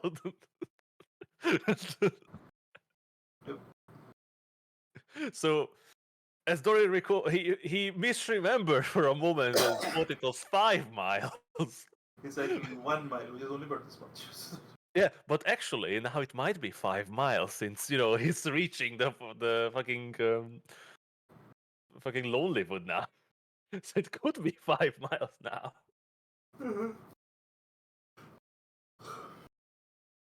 Was there? Okay. Okay. What can we do about a banshee, though? We need to talk about that before we go out and confront it. Hmm. Can we do something about it? I'll ask Doran. Would Dora not have some sort of clerical solution to a banshee? Not really. The issue with a banshee, it is the tormented soul of an elf, and it is believed that they arise as undead, sort of as a punishment for their mortal deeds. And because of that, they are bound to sort of haunt that area until they sort of gain redemption. But as a horrid wailing undead, killing whoever looks at you, it's difficult, or rather, impossible. It is more like for a warning to others to be better, otherwise you will become a fucking banshee and you're going to be tormented forever. If it's It's a not like curse, maybe like remove curse could do something. yeah, possibly. Although it is said that a banshee cannot be destroyed. No matter what you do, it will always return to the place it Unless we haunts. get rid of the reason. Yes, that it is possibly the only way to get rid of a banshee for good is sort of resolving that that thing that caused them that sort of bitterness or sorrow that caused them to. Communicating with a banshee. How the fuck do you communicate with a banshee? No clue. Doran, is there any way to communicate with a banshee? He says, "Are you crazy?" He Probably. just says something. He just says something in celestial, and it sounds very, very rude. Ah. Do you know what's funny? I can actually imagine Doran like saying it. Yeah.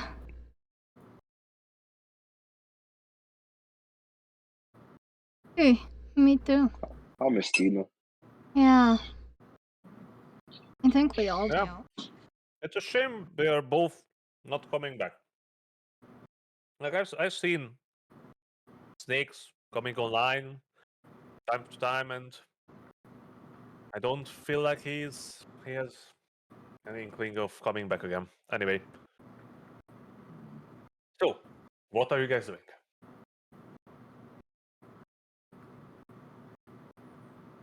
I think we probably need to investigate a bit deeper into the forest and see if we can figure out Mm-hmm. anything.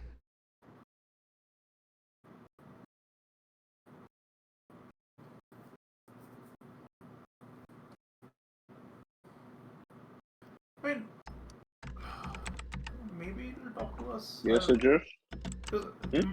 banshees aren't necessarily mindless, you know. They don't just kill the thing the moment they see it, right? If I'm not crazy. Yeah, they are greater undead in that sense. That they have a level of intelligence. But it is also a fact that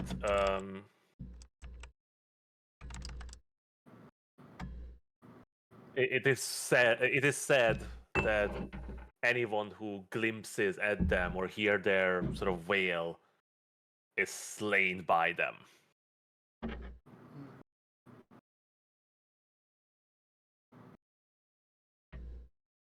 But that might be just an unlucky person who stumbles upon them and see their horrifying look. They just do not live. So it could be a fact of that they kill whoever they meet, or it could be the fact that whoever meets them often dies anyway.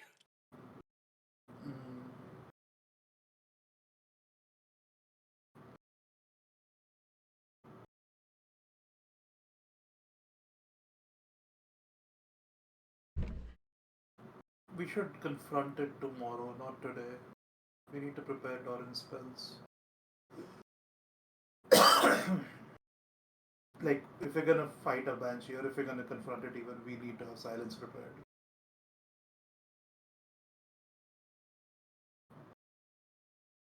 Yeah. Do we know if we can use the library to see if we can get a book to About learn a bit more banshees, about maybe. banshees? Banshees 101.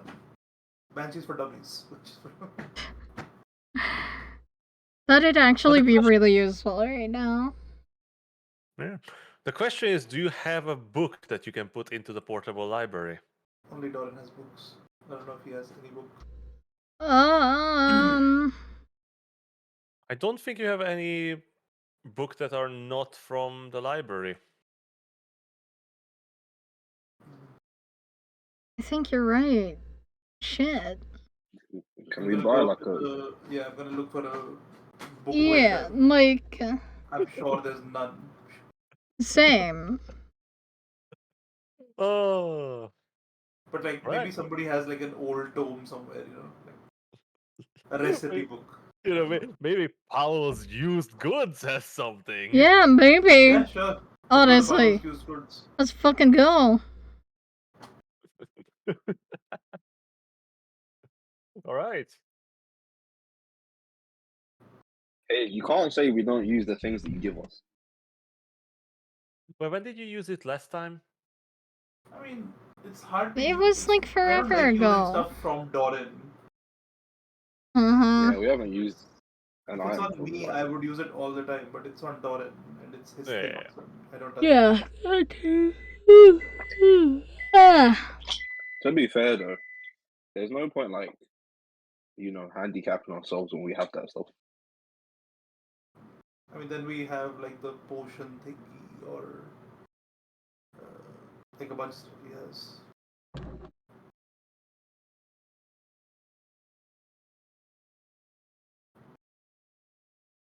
All right. So you head to Powell's used goods.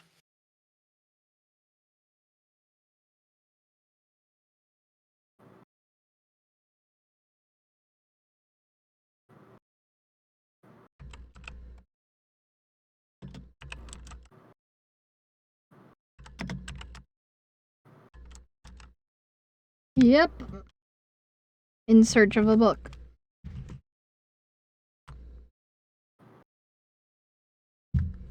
This Well, I won't mean, end if we poorly see at all. any other interest in used goods, we're not gonna turn our nose up at it. Exactly. Well, as I already described, there's not much of use to the used goods for you. But I guess you step into Powell's used goods altogether. It is a shack with the walls lined with shelves, covered in knickknacks and thingamabobs. You see some silver cutlery in a wooden box. You see a stained silver mirror on one side. You see a little bit of rusty looking scimitar hanging from the wall.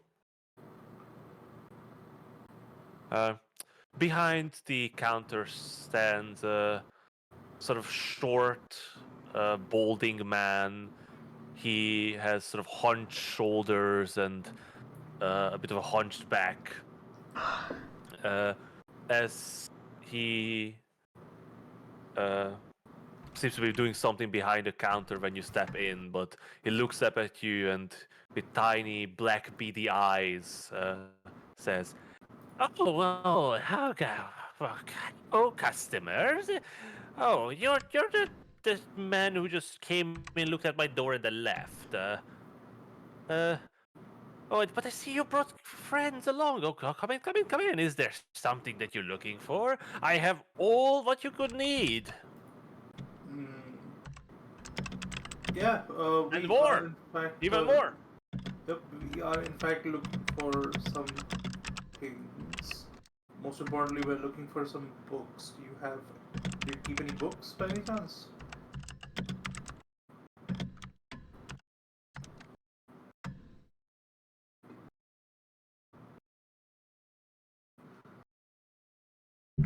Oh, yes.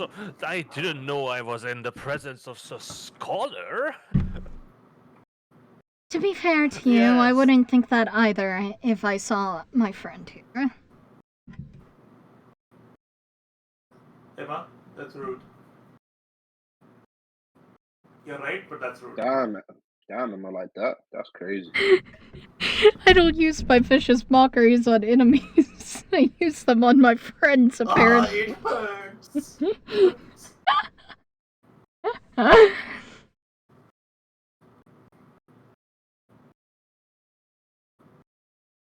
um.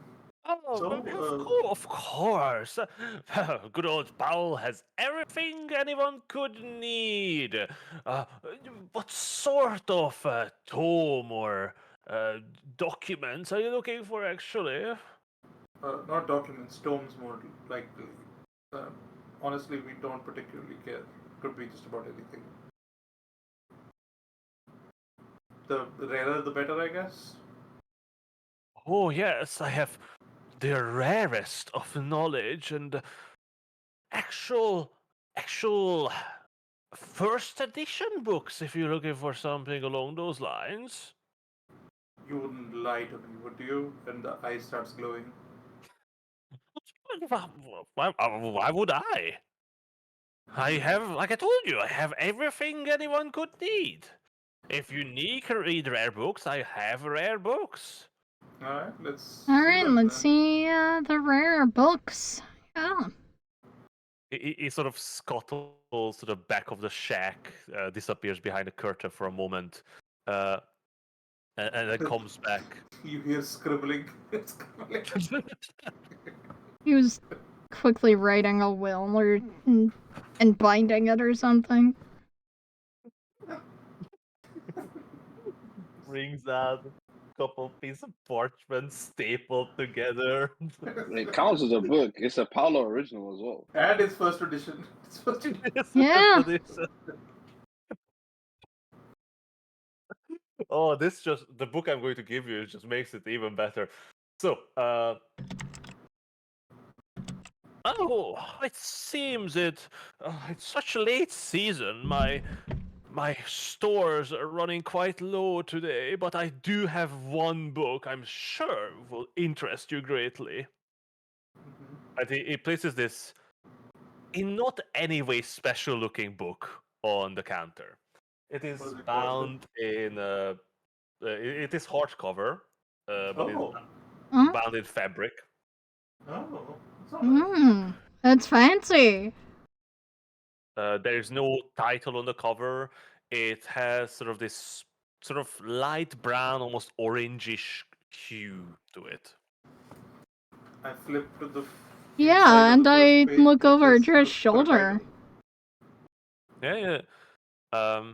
Actually, like Powell holds the book in his hand as he puts it down, and he sort of flips gingerly the front, like he's holding a gold-plated Yep, yep, yep. tome. The first page only has a printed title, no author. Printed, not handwritten. Yeah, sure, why not? Damn. I mean, printing presses are not that common, right? But there was one in Silvery Moon. Yeah, I mean, but like that silvery moon. Damn. You know what? You're right. Scribes are running out of jobs. Yeah, The let's automation is getting them. yeah, those goddamn fucking gnomes. The machines. No, but you're right. Let's say it is handwritten indeed. It is elegant handwriting with swirling letters joining together. Is there any like? Are there any like notes on the wall posters in the same handwriting? Same handwriting. The ink is still wet. No, but the title is Katerina's Time Among the Felines. Oh my god, Emma might actually like this book. Ah. What? Emma, this Is might be Emma for you. about to awaken to something? Emma, you might like this book. Oh. You know, What's me and it cats don't know well, about? right? Out of curiosity. I got to admit I haven't read it myself, but I was told it is a great tale of fantastical and terrifying adventures. Huh? But That seems there's something interesting. more to it, I was told. A hidden message inside. That seems particularly juicy, Emma. It does. Maybe you do want to read this. How much would Maybe. you charge us for this fine book? I'm Well, just to very curious about the price. Myself. well, as she sort of strokes his chin as if he has like a pointy beard, but there's clearly nothing there. Just That's sort of like wonderful. stroking his weak pointy chin. Oh, to such esteemed scholars as yourself, who are clearly so well versed in literature, I couldn't part with such a masterful book for less than 50 gold pieces. You just said you've never read it, Did you though. say? But yes, but I have purchased it at a fair price, and I do have to make a small profit myself. And what price did you pay? But that doesn't matter. That is just trade secrets as well. I promise you, 50 gold pieces is a completely fair and reasonable price for such a great book. Hmm. Mm-hmm. Maybe, but I'm not convinced. After all, we know nothing of the writing style. And, furthermore, of the plot, we only know what you've told us. I bought grimoires for 25 gold, bro.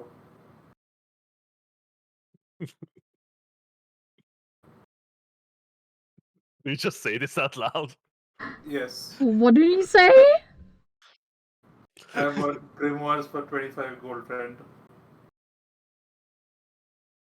Yeah, yes, but that might be, but this is not like those books.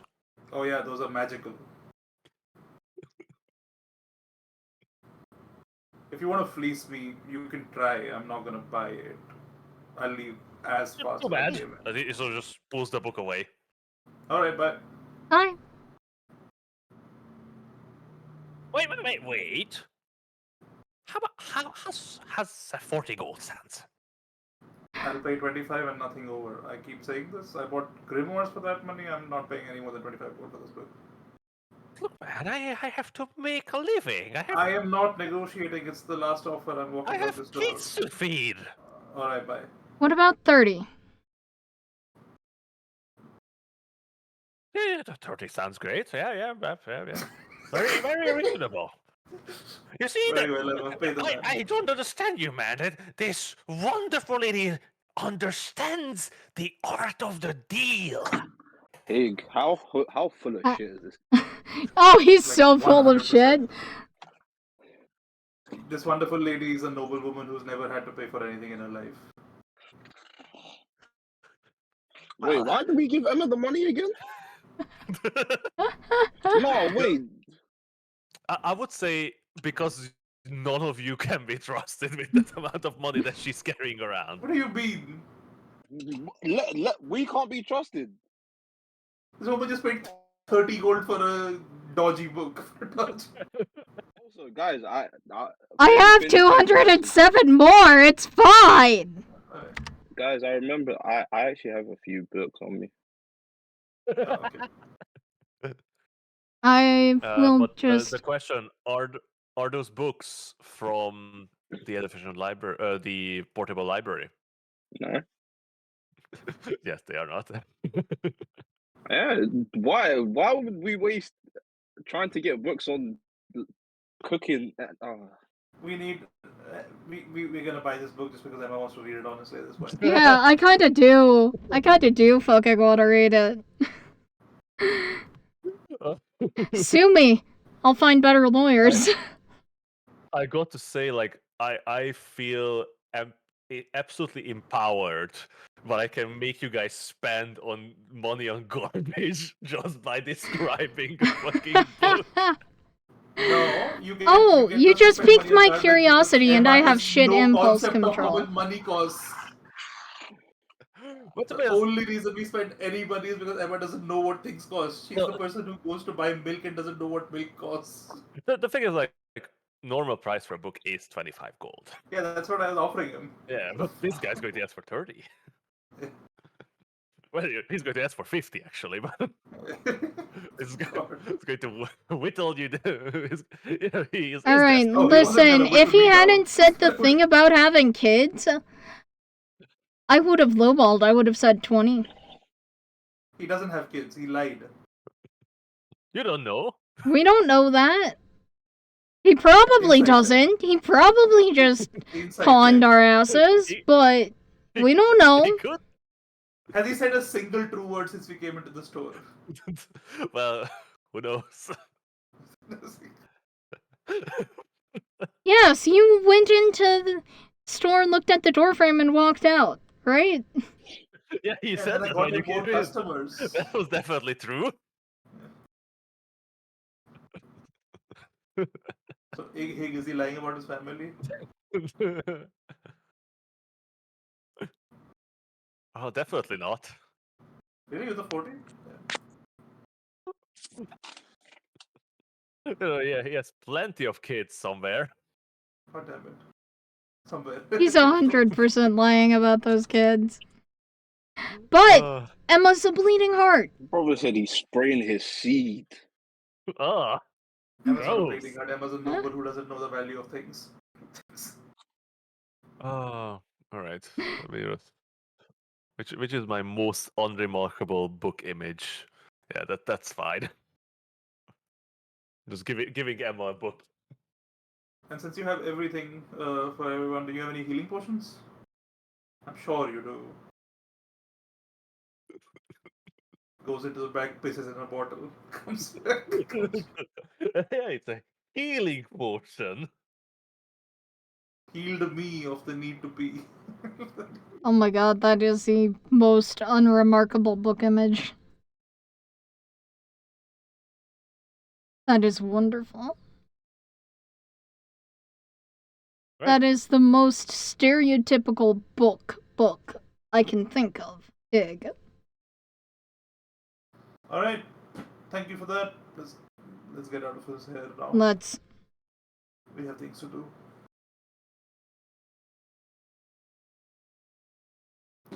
So, are you feeding something to the library, Torren? Finn, you want to give him something to feed to the library? I want to skim the book. Oh, you can read the book. We have other books we can feed Hmm. to the library. If you spend 30 gold on that book, you might as well read it. That's fair. Yeah, should I put the value of 30 gold on this book? That's the big question. No, absolutely No, not. it's What is worth that- like what it's gonna 10, sell I'm for. sure. Well, you know, No, the it's, value is what it's going to sell for. That's usually what the value is Oh, for. true. the thing is, the price. It doesn't even call the value, it's called the price. Oh. Yeah. Okay. Sir, we actually don't want this book. Can you buy it back? I'll take 30 gold pieces. No refunds! It's not a refund. I'm trying to sell it back. It's valuable, right? Okay, you know what? I'm a nice person. I'll give it back to you for 28.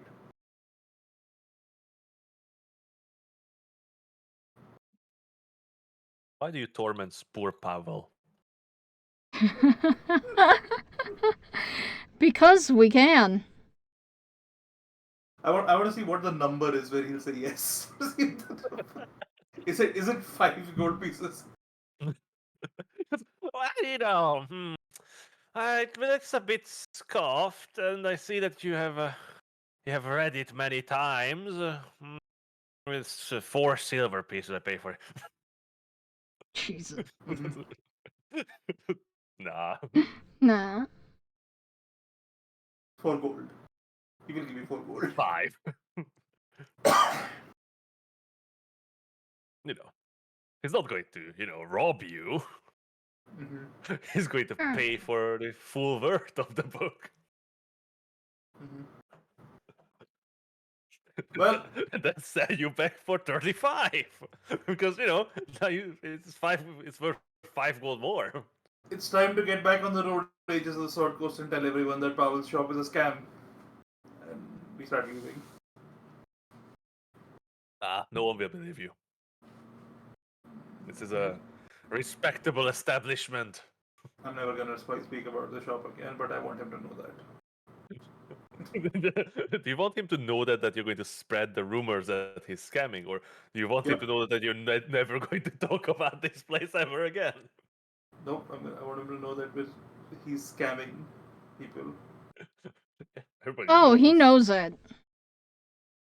Oh, he knows. Other people might not. Some people might not. People might come.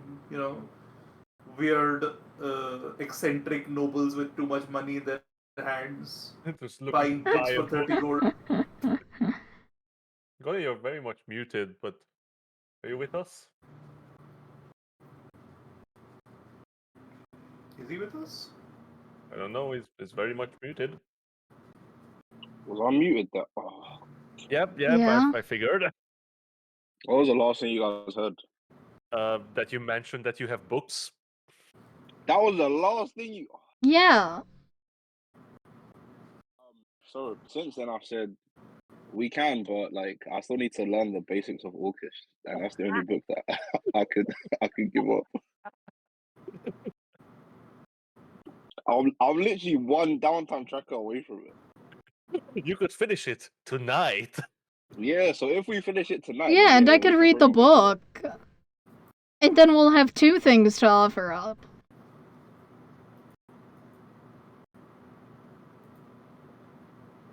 Well, I could read whatever the fuck's been written.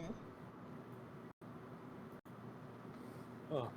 Already, do you have Well, a fan or something? Because I'm getting a lot of noise from your side. Yeah. Really? Yeah, Yeah. it's just like a lot of static. Like a constant Like constantly? Yeah. Like every time you talk, there is like a background noise, and sometimes when you're not talking, there's still like a sort of buzz. That's so weird. It almost sounds like wind noise. Oh, maybe the AC is blowing this direction. Put a piece of cardboard behind your microphone. No, I do have a pop Put a filter dead somewhere. cat. Let me go grab it. Get a dead cat for your mic. No, I have a filter. 1 second. I'll just go grab Okay. it. The cat? That cat? Yeah. I could show you a picture of mine. Stuffed one. No, it's an actual dead cat.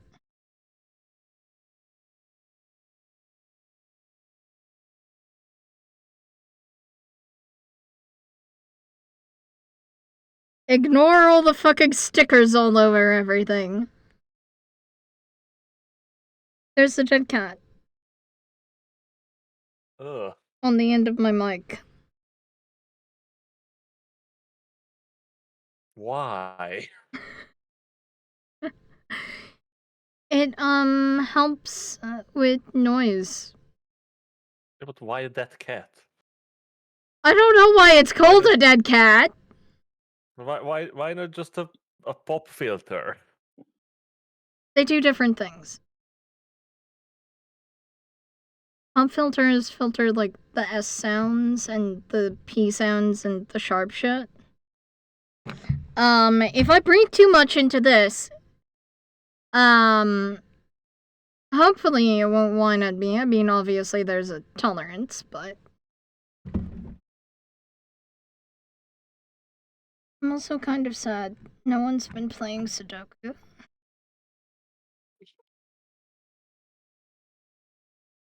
I have Sudoku in my chat. Or in playable by chat on stream. On screen.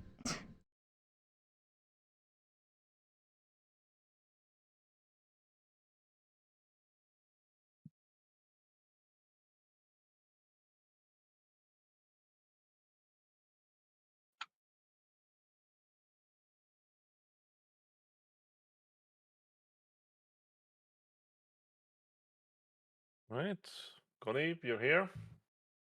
Yeah, of course. Right. I'm reading the basis of Orcish. I'm trying to cram for my test. You're trying to get that advantage on that roll to be successful. Brother, if I don't get more than 8 today, Then you have to put Emma's new fiction book into the library. man, I don't care. I'm finishing this book, bro.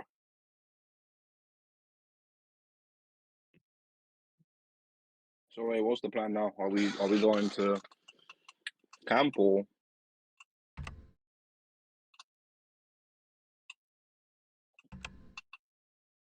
Hello? Right now we are waiting for RD to come back with his pop filter. Oh, Hello. Yep. Hello. hello. Hello. Better now? Yeah. Mm-hmm. Yeah. Alright.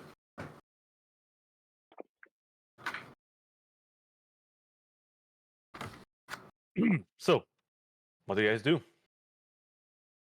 We kind of just. I'm gonna look to Finn and say, do you have any books that we can throw in? You said you had books, right? Did I? I don't think so. Okay. Emma, cough up the cat book. I paid 30 gold for this shit. I'm reading it first. You make it fast. Emma, come on. We bought this book for. Surely Emma can let's fucking get rid of speed read. Like, it's a pretty useless book. We don't even need it.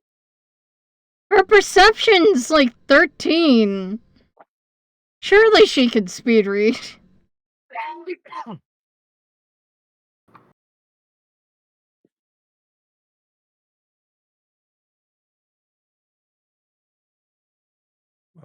I opened the book a few pages. Is the writing style good?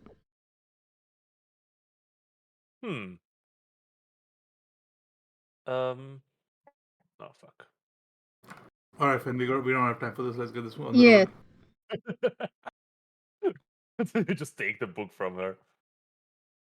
You're gonna tell him to drop it and just give him a book. Give Doran a book. True. There is a banshee at risk. Yeah, man, come on. We'll Yeah, write no, down the book's I name. skimmed the book for like a minute, maybe. And then I just give it to them because it's probably not good. How dare you? It sounds cool, but no. What do you mean not good?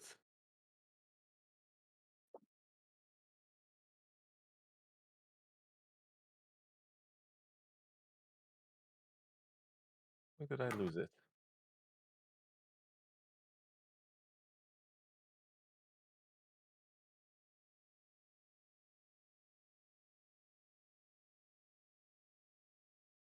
Jesus. Need to move this from one note section to the other note section. Where are you? Quest. That 10 towns. There you go. Goes in here. Right. So, Emma, as you quickly sort of leaf through the first pages, this cloth-bound book seemed to tell a tale of a young woman, Katarina, Kateriona, sorry, Katriona. What? Yeah, her, Katriona, who seemed to choose to consort with a clouder of felines. But you can't quite glimpse the entirety. But it seems that something terrifying and fantastical things are happening. Hmm. Actually, Oh. how deep are you reading into this book? Like, are you literally just going to just leaf through, or Well, I you mean, need he to said there spend? was a hidden message, and Emma is, kind of partial to figuring shit out. Well, if it's The a guy hidden, lied. Obviously, it's a lie. well, And Emma if knows there is that, a hidden but message, there is that what if element at play. just sort of leafing through doesn't immediately reveal it. But give me, it doesn't really going to make any meaningful sense. But roll me a perception check. Okay. Fuck, Ooh. 17. One of the possible lowest rolls from Emma. Is Yeah. this her speed reading? No. And as you sort of leaf through, you do notice, well, actually, you find that stuffed inside of one of the like leaves back at the back of the book is this sort of small card. It's sort of like a wooden board, but quite thin and flat, almost as thin as a piece of parchment, with square holes cut into it. Oh yeah, there's a secret message, you know.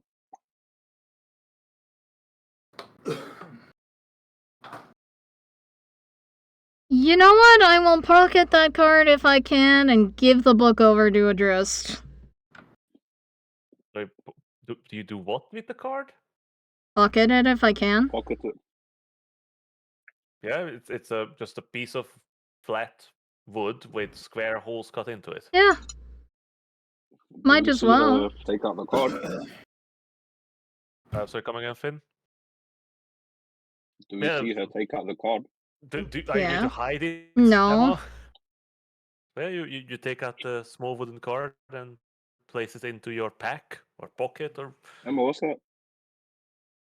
I don't know. Came with the book. Figured it could be nice to run my fingers over.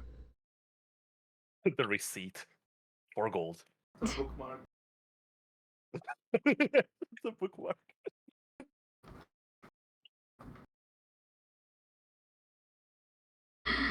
But yeah, no, I'm giving the book to Adrist.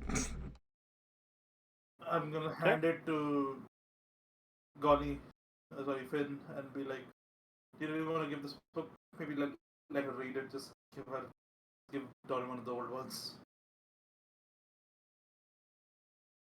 Wait, sorry? Like, You want to give Dory one of the old ones, maybe? What do you mean? I don't think we have any other books. You literally just said 10 minutes ago that we have more books. No. Donnie. Wait, out of character. Oh You yeah, did yeah, we have books. Okay. Finn just really wants to finish the book he has. that's fair. Alright, okay. He literally has like one more session of reading. Alright. I mean, we can do downtime and then do this book stuff after if you guys want. No, it's fine. I'm just gonna throw the cat book to Doran.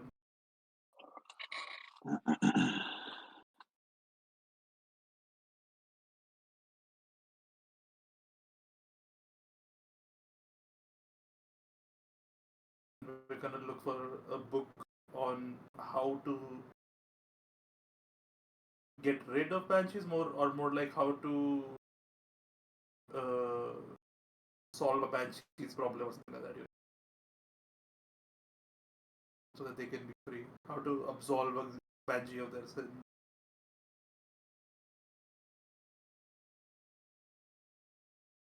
Okay?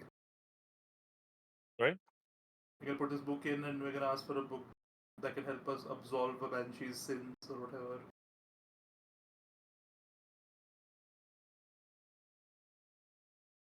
How to help a banshee not be banshee no more.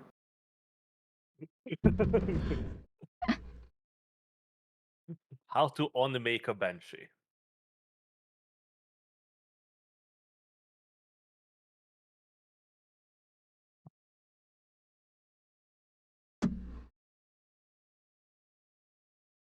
All right. That's an interesting one since you are not in the under the arcane anomaly. The library should function perfectly without any hitch.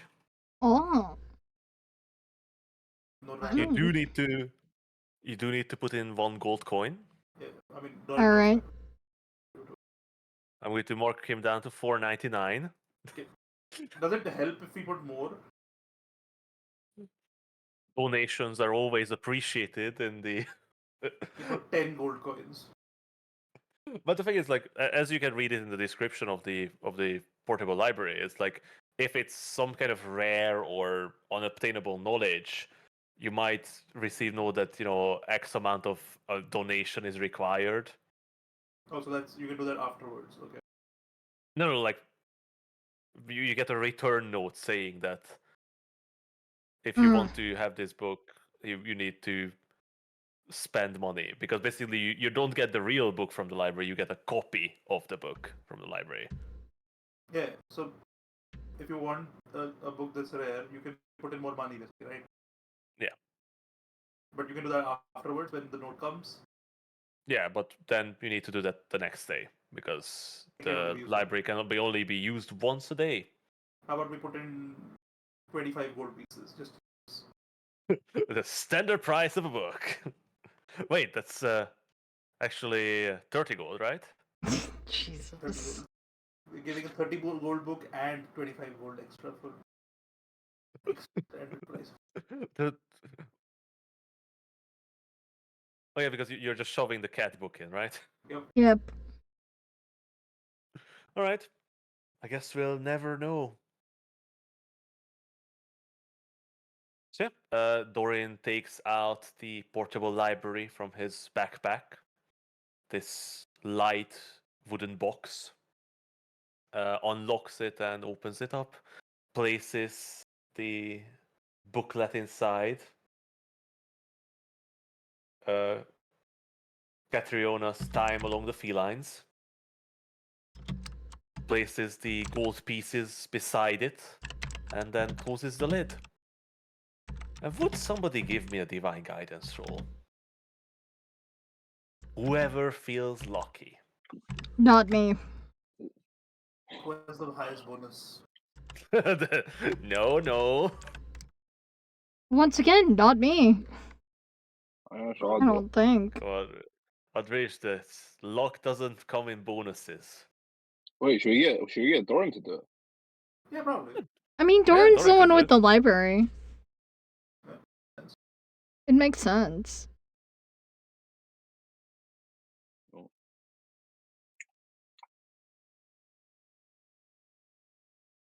He's been carrying around that mystery key as well. He never used it. I actually was looking at that. I was like, we just haven't actually found a lock that needed us. Ooh, 7 I always sort of, to just get Emma to unlock it. use the lockpick instead of trying the key. No, I mean it's a one-time use, so it's like for a key for a lock that we literally cannot do anything else about. I don't know. That's not how the mystery key works. Isn't it? No, the mystery key could open any lock, but only with a 5% chance. Yeah, but if it unlocks it, then the key goes away. Yeah, but basically what it kind of means is that it is for a certain lock, basically. Oh, okay. At least that's how I always interpreted the mystery key. Is that it is not like if you try it on a door 100 times, it might open it. No, but like if you try it and it doesn't open, it's not for that lock. No, yeah, okay. At least that's my interpretation of the mystery key. Like, yeah, Yeah, to be that honest, you're right. Like, it could be interpreted as in like it can open any door with a 5% chance of. That's how I always thought it, because it was like a more magical thing. But like, if it's not magical, if it's just a normal, is it not magical at all? It is a wondrous item. It's minor tier, so technically it is magical, Would and be it probably. disappears once it's used. So Yeah, so it probably is. That's... no, Anyway, the thing is, it is a magical in the sense like it is not for a specific door, but it is just for a door. yeah, but it's definitely a magical door, not like a. No, it could be for anything. It's probably a magical lock. The key disappears afterwards. Yeah. No, like in my mind, the mystery key is just you can try it on any door, and suddenly it just works on that door. It opens. It's like, oh, It was for that door. I guess it was for this door, and the key disappears. And that door can be the bathroom's door. It can be the gates to heaven. Like Yeah. Could be the gates to hell. that. This is the magic of it, that it can be to any door, be it the most mundane or the highest of magics. But you can always only try it like once on the door. I feel like I feel that is a given to. Like you can only try it once on the door. And if it doesn't open it, then it's not for that door. But yeah, you stand and a bit of holy radiance emanates from inside the portable library, shining through the cracks of the lid, and then the light disappears.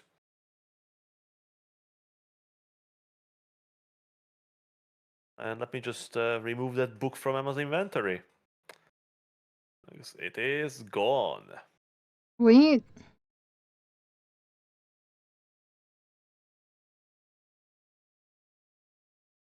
So what now? Finn has a really guilty look on his face. It comes back the next morning, right? Hmm? It like we have to check it like later, right? It doesn't come back immediately. Yeah. No. Yeah, basically you request the book and then it's returned to you. What time is it right now?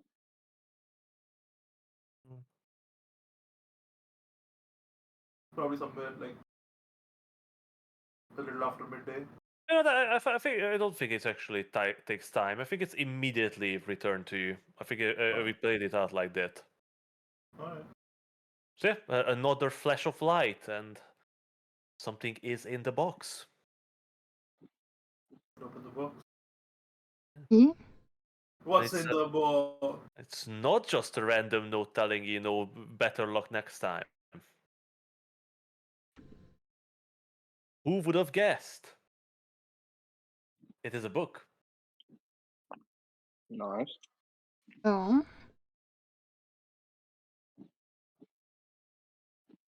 What is it called? I am putting it into Doran's inventory right now. So, the book is this covered with this cracked gray leather with faded silver etching of this almost weeping looking face. Under it, it says Howls and Hello Eyes. Yo. Wait, what does it say? Howls and hollow Owls and eyes. hollow eye. Or hell. Yeah. Hollow, Hollow. sorry. You're fine. Okay. Don, could you just go through it quickly, see if you see any mention of banshees? It is a fairly thick tome. As Dorian sort of flips it open, you see that the pages are this rough yellow parchment that seem to smell a bit. They smell of ash and damp earth. Hmm. Is it in a language we can read? Like the cover was in a language so we could use. We could Yeah. use it. It is written in common. Oh, It okay. seems to be this horrendously written, almost like journal-like book, but it's at the same time a very no-nonsense manual.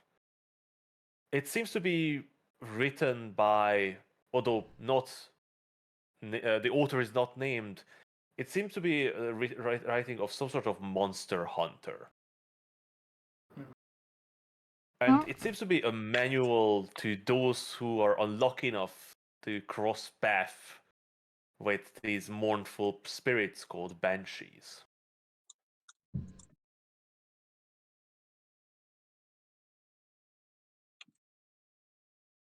But it would take a bit of time for Dorian to really go through the entire book. I think we can take the night because we need to prepare some spells as well. No, that makes sense. And we're supposed to meet. What's the face? Tomorrow, right? Amalthi. What's her face? Good old what's her face. Hmm.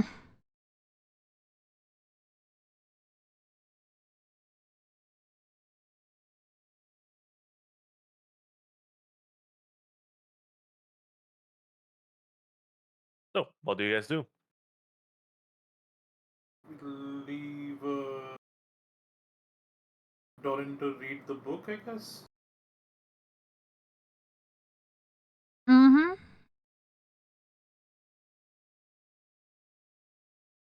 Like, leave him there. At the tavern or something.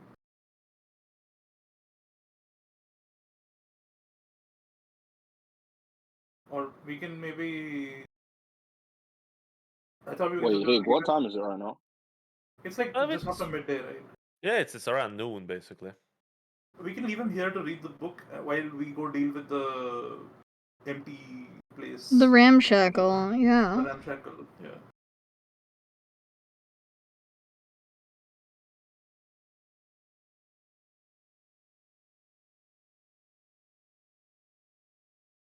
That might be a good use of time, honestly.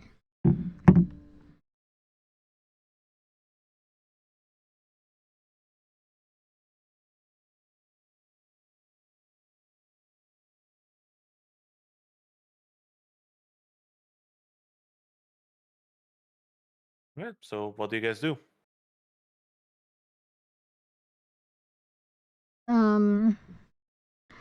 Yeah, we'll go to the ramp. Yeah, we Leaving try to figure Doran out to which wait one the to- ramshackle is and go to it. All right. The rest of us. Doran's just gonna stay here reading the Yeah. We just leave Doran behind. Let him read his book. He just, he just says, They just "Fuck." research. He just says, "Fucking finally." Yeah, that sounds just like him. Yeah. It's not like there's any customers in the tavern. Nobody's gonna disturb him. Anybody who tries to approach him just withers away. And yeah. So how are you going to find the ramshackle? Asking Um. around, looking for the old decrepit building. Yeah.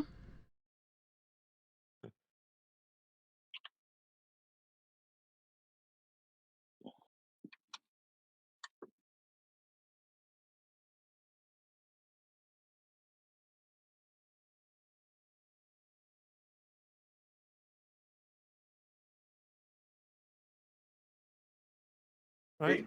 But Thomas, it is not a difficult task. Actually, Adrish, in your walking around in the town previously, you did spot this derelict-looking building.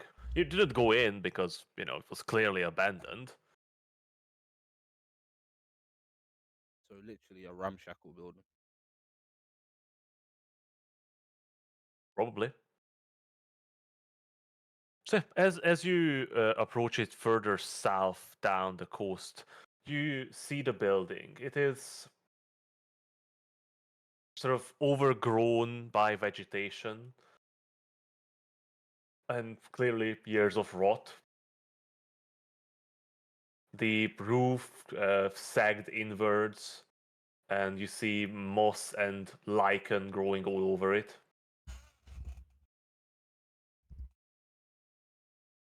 The walls, these wooden walls, seem to lean outwards. There's still a sign hanging from rusty chains above the door, showing a mug and a crown, maybe. But it's only hangs from like one chain to like dangling with the other one dangling up below, creaking in the howling winds. It does say the ramshackle.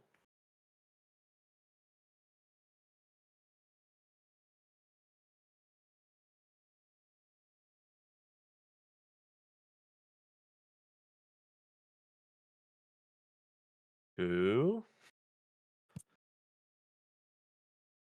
Oh. How like close is it to other buildings, or is it like essentially Yeah. completely set apart and just like abandoned? It is close to the piers. There are other buildings around it, not like right next to it, but this is sort of like a loose grouping of houses anyway. So it doesn't really stand out from the other shacks. It is just the dilapidation and the stuff growing over it that seems to make it blend in more with the forest and less with the town.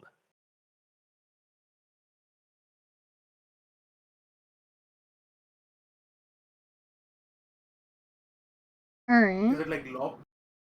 Sorry? Is it locked?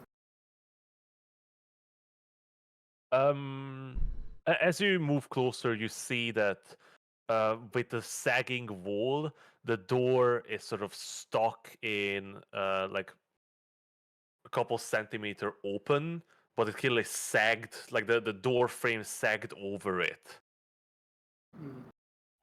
Hmm. Can I check it for traps? Of course.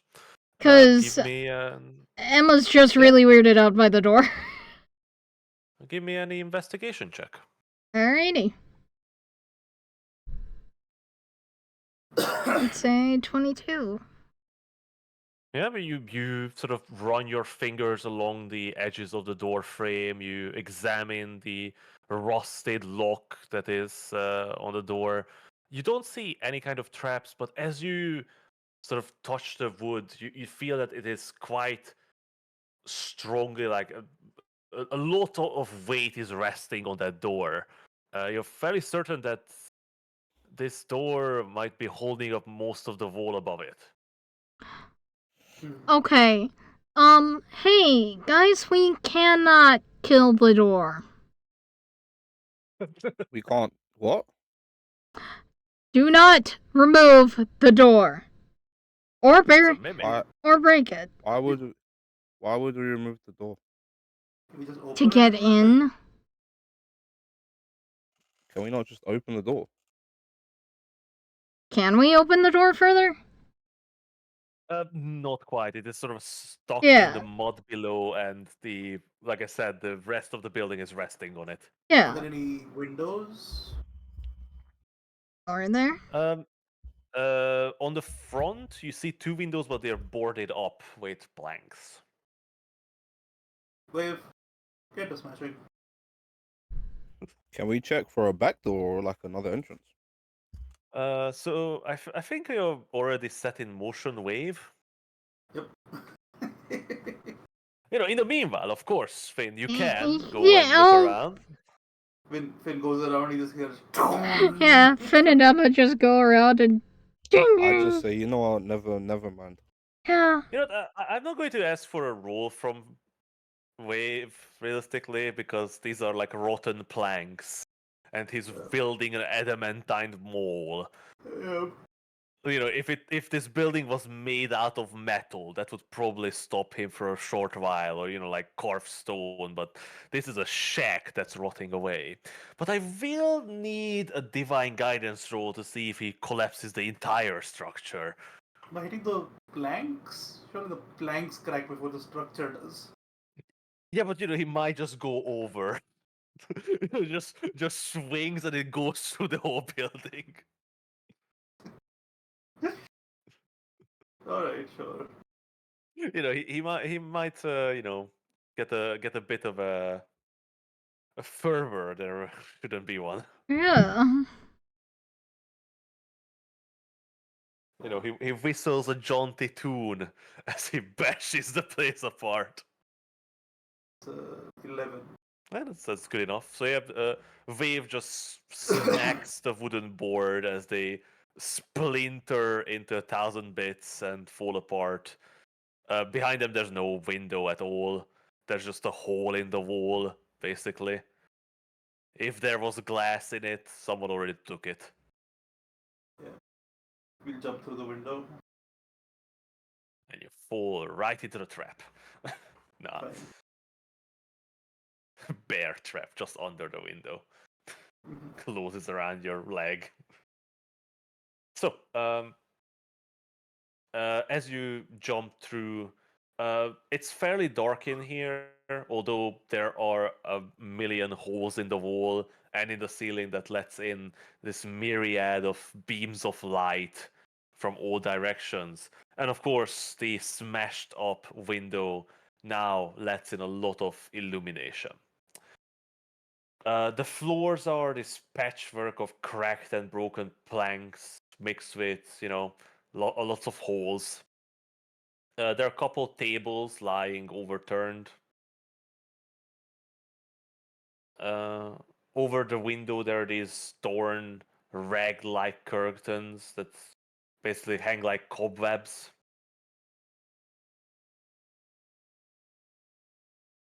Ew. Any signs of any occupation recently? Give me an investigation check. God damn it, why did I do this? Because you're so excellent at it.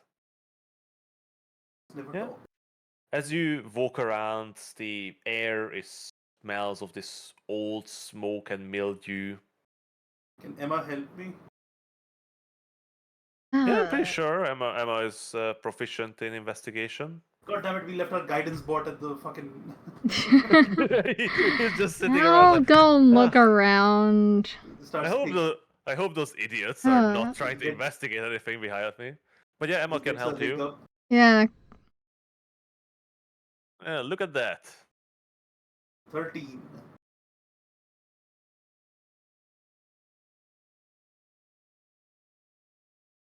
So, you know what? I feel this music is not appropriate.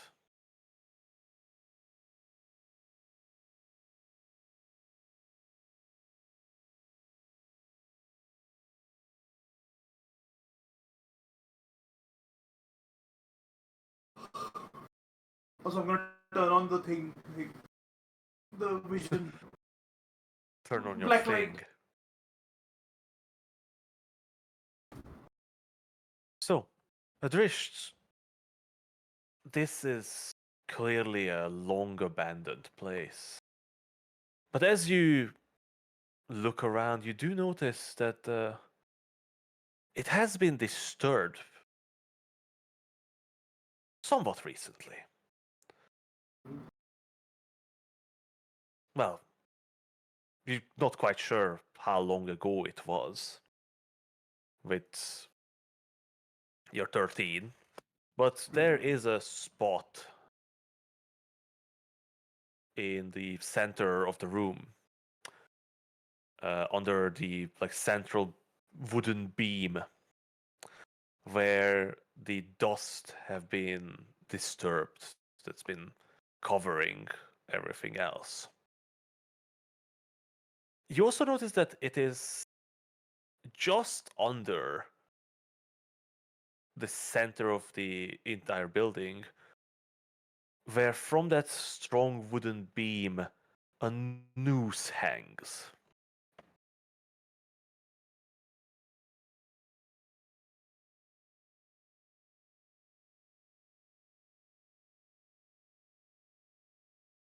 As you more closely examine the spot below the noose, you notice some um, signs of someone being there. There's some discarded food scraps and such, bit of bone.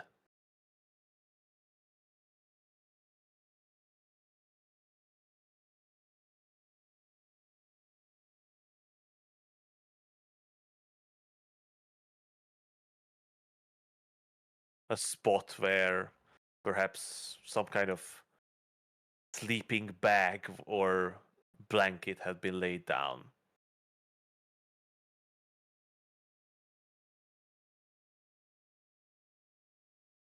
I feel like this music is a bit extreme for this situation as well. Let's just go with this one.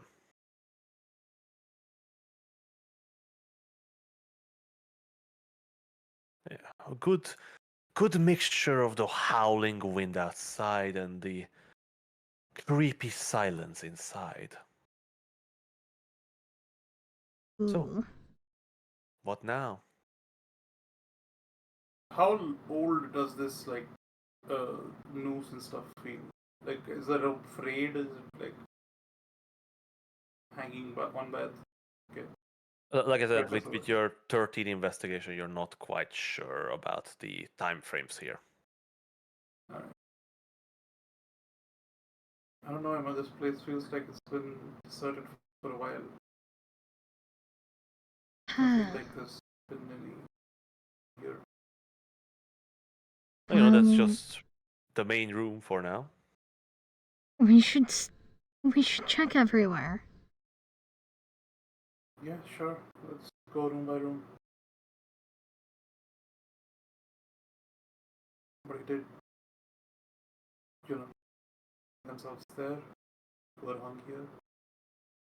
Yeah, let's check more rooms. Right. Who's looking? What I you will. looking for?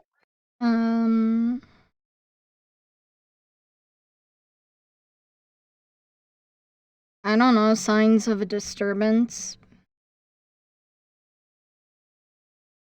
Right. Red candles.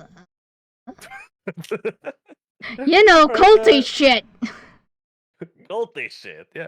Give me an investigation check.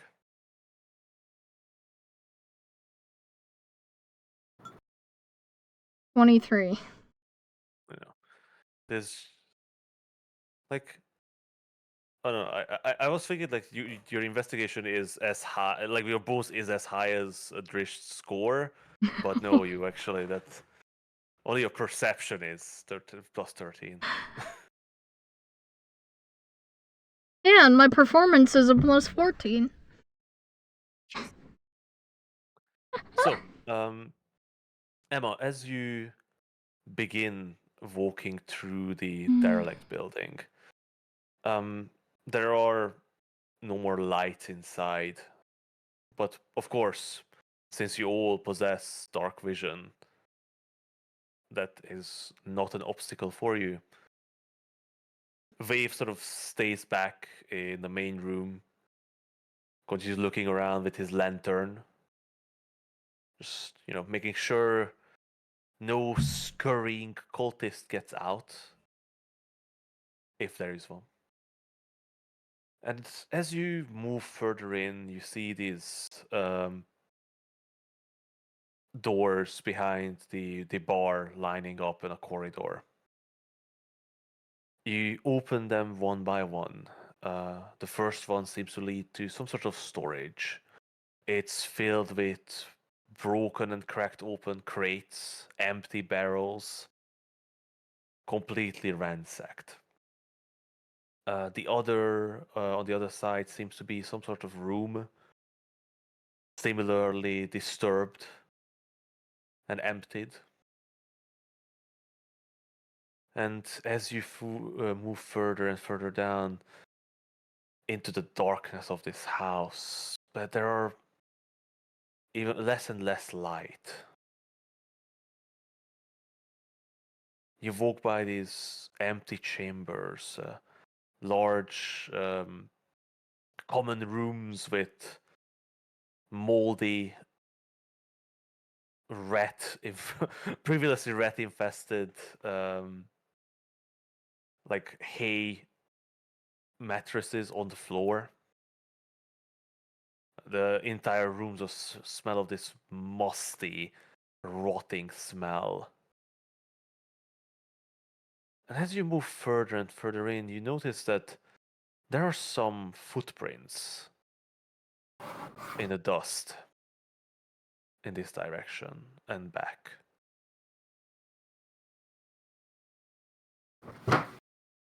I still have my vision going. I'm also gonna turn on detect magic. Bro, I thought that bang was somebody like weird, like somebody's footsteps behind us. Immersive D&D Very. campaign. But as you move further in, the wind begins to be sort of drowned out by the walls. Seems you have moved far enough away from any window to continue to hear the whistling wind. It's still there in the back of the mind. The many holes of the walls let it through, but it seems that something dampens still the noise. Maybe it's all the lichen and moss growing on the walls. But as you move towards the back of the building, the darkness feels a bit more oppressing, a bit more present. Mm.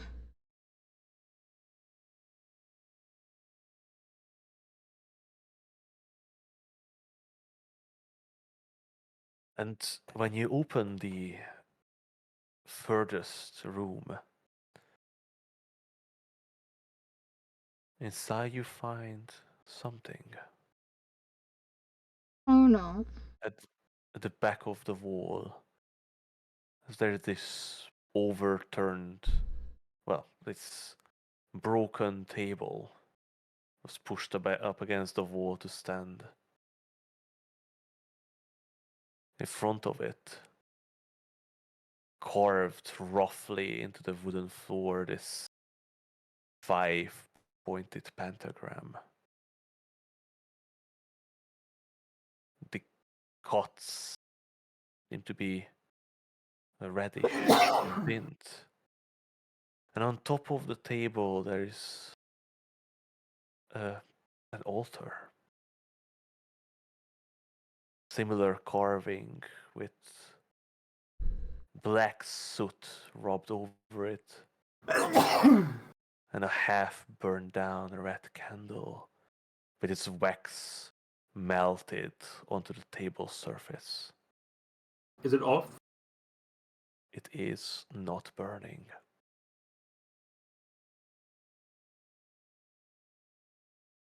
Ah. You see Emma Yeah, just kind of right. like shiver a little bit, and then, ugh. Now, can you follow those footprints? I can try. Is there any Um, other sign of anything? Like any papers, notes? Not really.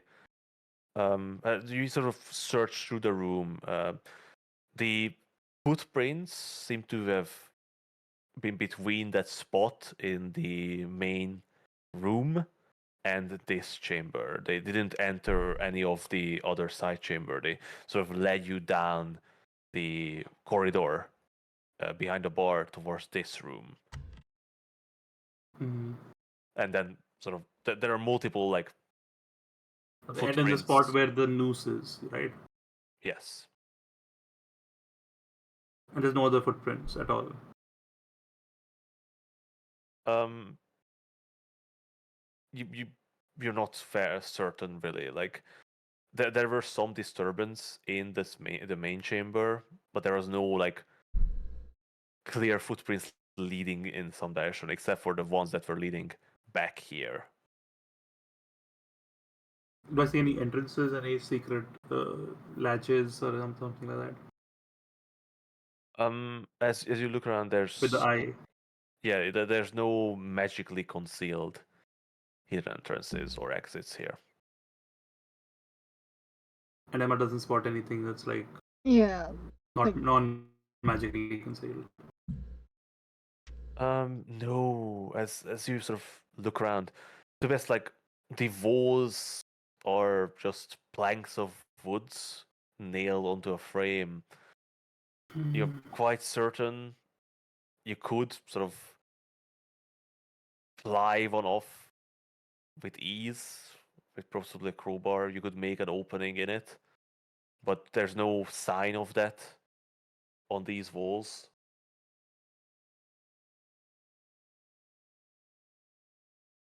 How But about to be honest, the building is so derelict and broken, it is difficult to ascertain if anything like that happened.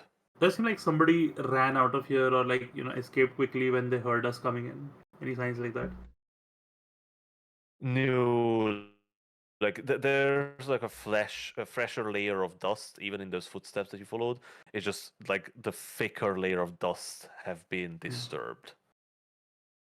But looking at this, it doesn't seem that this whoever was here, whoever set this altar up, it's been a while since they've been here. Since they set it up. Okay. Like as you examine the carved pentagram in the floorboards, you see that the reddish tint in the wood it seems to be sort of flaking away. It is almost rust colored brownish red flakes. Hmm.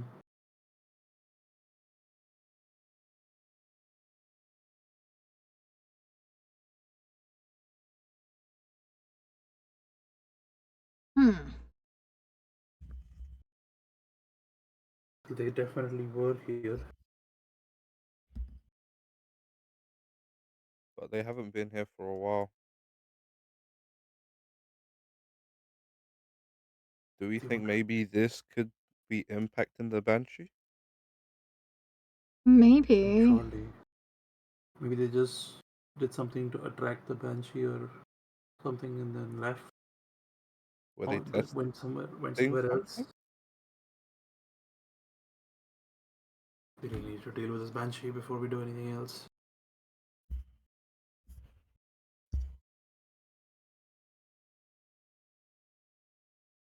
You wanna head back to the tavern? See Back to the what Doran's tavern. found out.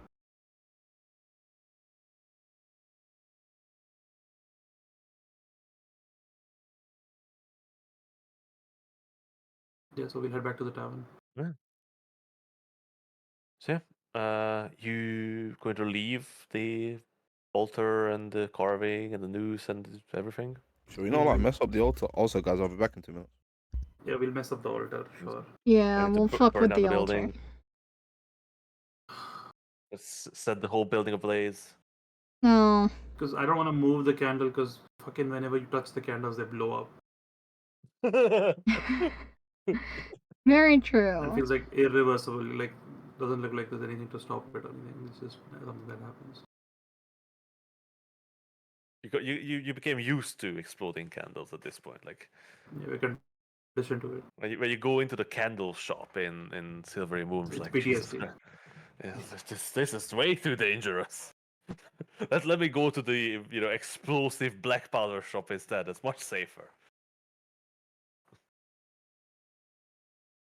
Right. So, how are you going to mess up the altar then? Um.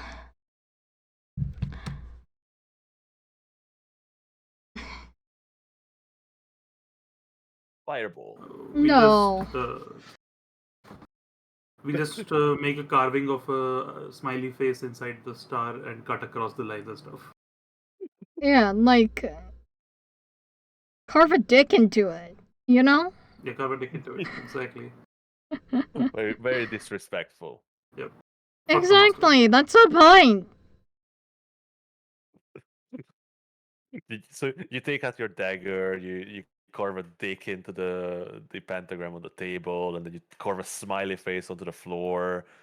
More of the red flakes sort of come up, and then you start slashing up the points of the star. Yeah.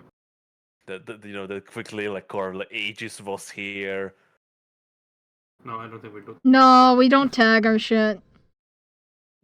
Fuck the master.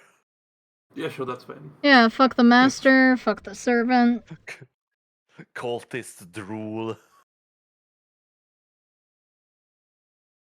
Alright.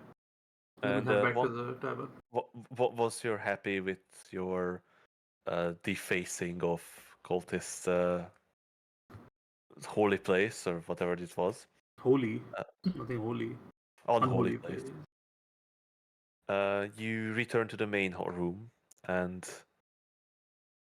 Wave awaits you there. Anxiously tapping away with his tail. It's not a nice place to be in. And the wind continues to blow through the window. Nevertheless, as you leave the ramshackle behind, you're once again in the beautiful summer sun of Icewind Dale. A bit after noon, and you start heading back to the Lucky Liar. Mm-hmm. As you make your way in, the speaker sort of waves to you, and you settle down next to Dorin. With the ever Sorry. Sorry? Oh, I thought you heard sound coming through my mic. Yes, we did. Yeah, sorry. No worries. So, when you settle down next to Dorian, he is still deep in reading the book. Although when you approach, he is going to place it down for a bit and let you know that the book is fucking useless. What? What? But why? He shows you near the beginning of the book, it seems to be broken down into chapters. The first chapter seems to speak about the making of a banshee, basically their origins and sort of how it's sort of seem to confirm that it is a curse that keeps them in place. Mm-hmm. The second chapter is the site of their presence, basically how to detect of a banshee's presence. the third chapter seems to be describing ways to keep a banshee away, in a way. Sort of rites and talismans and prayers that are recommended, but Mhm. most of it is either superstition or sort of clerical magic that is generally against any kind of undead. All right. The fourth chapter is regarding fighting the banshee, but the subtitle to it is to when flight is no longer an option, as it is recommending for you to not fight a banshee, since even if its form is destroyed, it will always return. This one And the seems very last, useful. Why does don't say that? and the, well, it is a good advice. Don't fight it. Go away. Leave it alone. It's going to stay in one place. Put a fence around it. But there it seems to be a last chapter, which seems to be about helping a banshee finding its rest or enslaving one. But as Dorian describes this chapter to you and see the glimmer of domination in your orb, he flips the book to the end, and you see these charred, blackened pages. Hmm. So that part of the book is not available to us.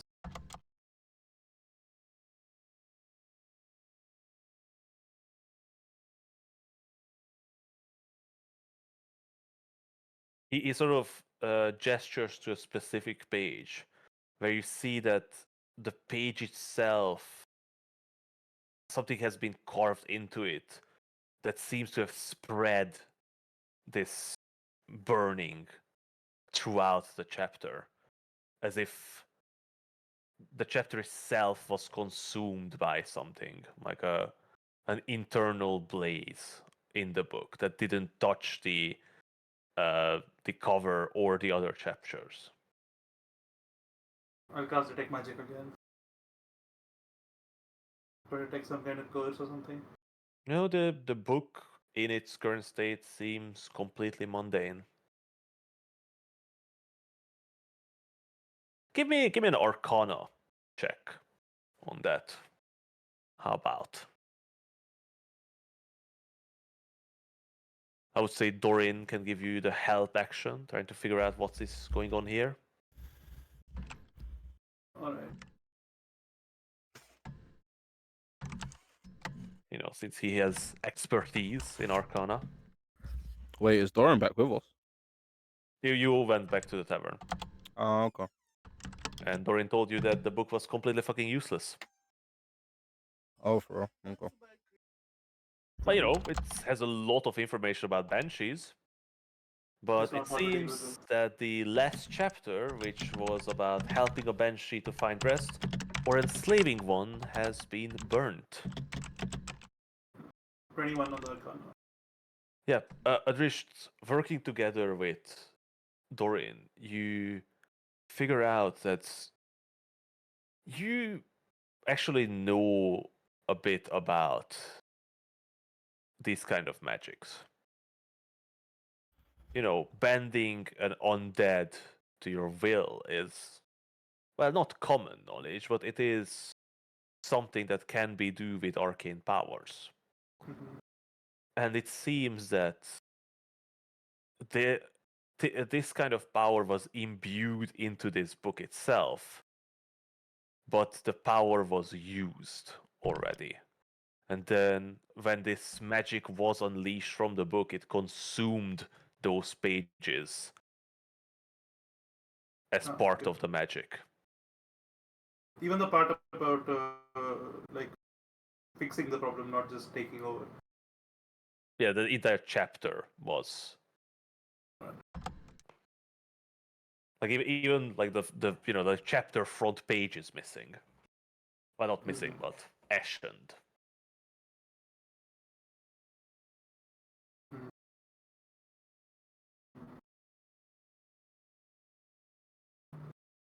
Alright. So essentially, the book is what, like, incomplete. Yeah, you know the first chapter tells you about how banshee comes to be. The second chapter tells you how to detect the presence of a banshee. The third tells you about sort of the superstitions and clerical rituals that are used to keep undead at bay and away from you. The fourth chapter talks about how to fight a banshee, but it's more about warning you to not fight a banshee, but stay away if you can, because there's no reason to fight a banshee, as in they will always come back, no matter how many times you would kill it. I'm gonna cycle a few spell slots with my this thing. I assume we're just taking a short rest. Yeah, absolutely, you can take a short rest if you wish.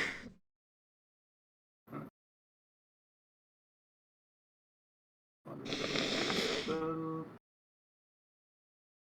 Sorcery.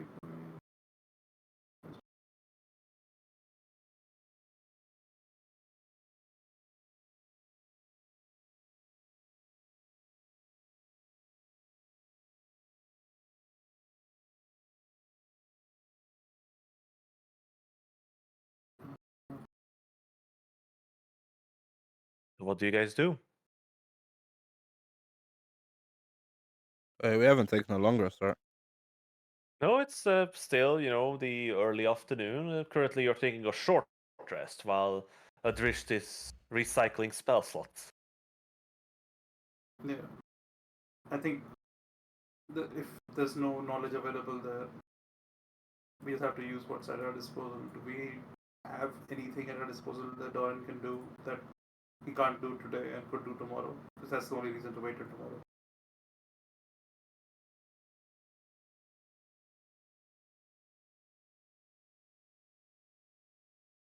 I imagine silence is one that could be useful against a banshee. I've heard that banshee's wailing is very dangerous.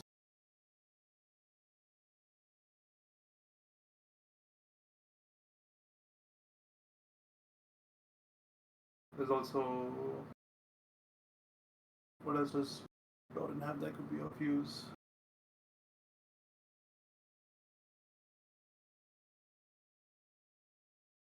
Remove curse maybe could be useful, but I doubt it.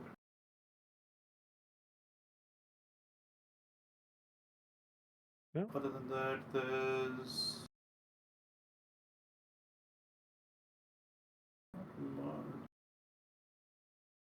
we do need to have this thing prepared. Augury, or sorry, not augury. What is the fifth level spell? Commune. Commune prepared. Yeah. The thing that you need to consider here is that if you wait until tomorrow morning, the banshee will not show up. It only shows up at night. Yeah, that's the thing. So we have to wait till tomorrow night. Or we have to go hunting for it. It's not like it disappears, it still stays around, it just doesn't show up here, right?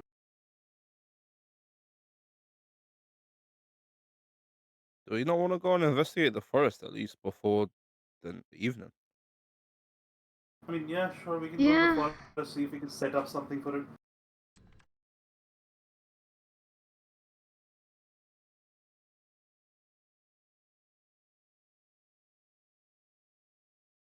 Yeah. So is that the plan? Yeah. Time to head into Yeah, the woods. we want to go and scope the woods at least a little bit before it gets dark, so we have a bit of a rough idea of what it's like. Yeah, more like we'll go down the path that she said leads into the woods, which is where they stop going. The logging trail, I think she said something like that. Yeah. Yeah, like a logging road, and where it stops is essentially just where they don't go past.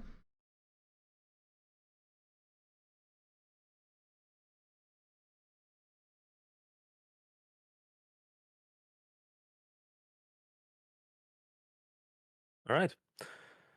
So you finish your drinks. You fasten your packs on your back. Decide to head into the woods.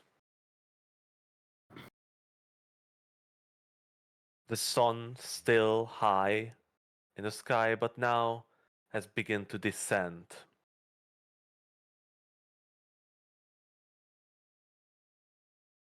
As you step out of Lonelywood and start heading down the Loggers Trail, you meet a couple people along the way. People uh, using a mule to drag a large fir tree out from the woods. As you're approaching, one of them sort of steps away and approaches you. Oh, hello there. Where are you going? This is Loggers Road. If you're heading to Tourmaline, that's the other way. No, we're just scoping out the forest. We're here to help with the banshee problem. Oh, no, you shouldn't go out at night. If the banshee shows up, then you dead. I tell you. Mm, Well, the idea is to find the banshee to solve the problem. So, do you know anything about this banshee? Are there any whispers in town about who she used to be in her life? No clue. I have even my grandpappy was telling me about the banshee being here. Oh, okay. All right. Well, do you know which direction she comes from usually? Oh, he sort of gestures down the road, deep in the forest, but anybody who went looking for it never found any real place, just wandering around the woods as if, like, you always find yourself walking around in circles. Strange woods these, I tell you. Mm-hmm. Very well. Thank you for your help anyway. Thank you for the warning as well. We'll try to see what we can do.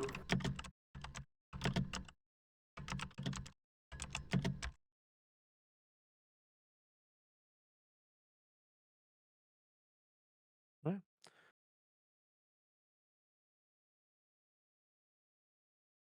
So, as you uh, walk further and further into the woods,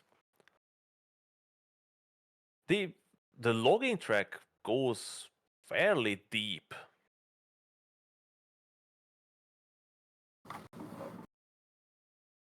until suddenly, after one turn,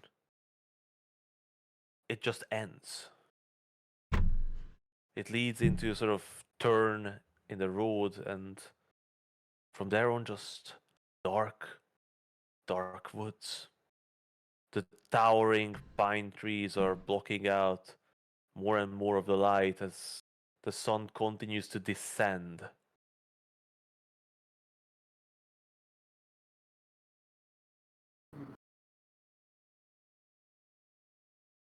Do we have cotton? Sorry? Do we have Cotton? cotton?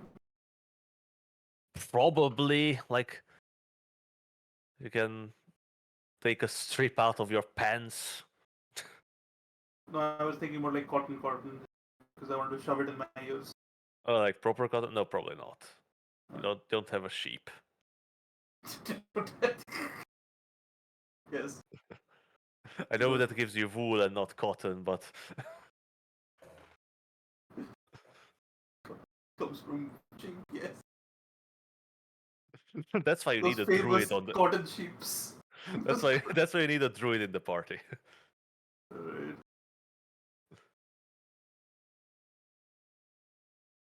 Get that cotton sheep.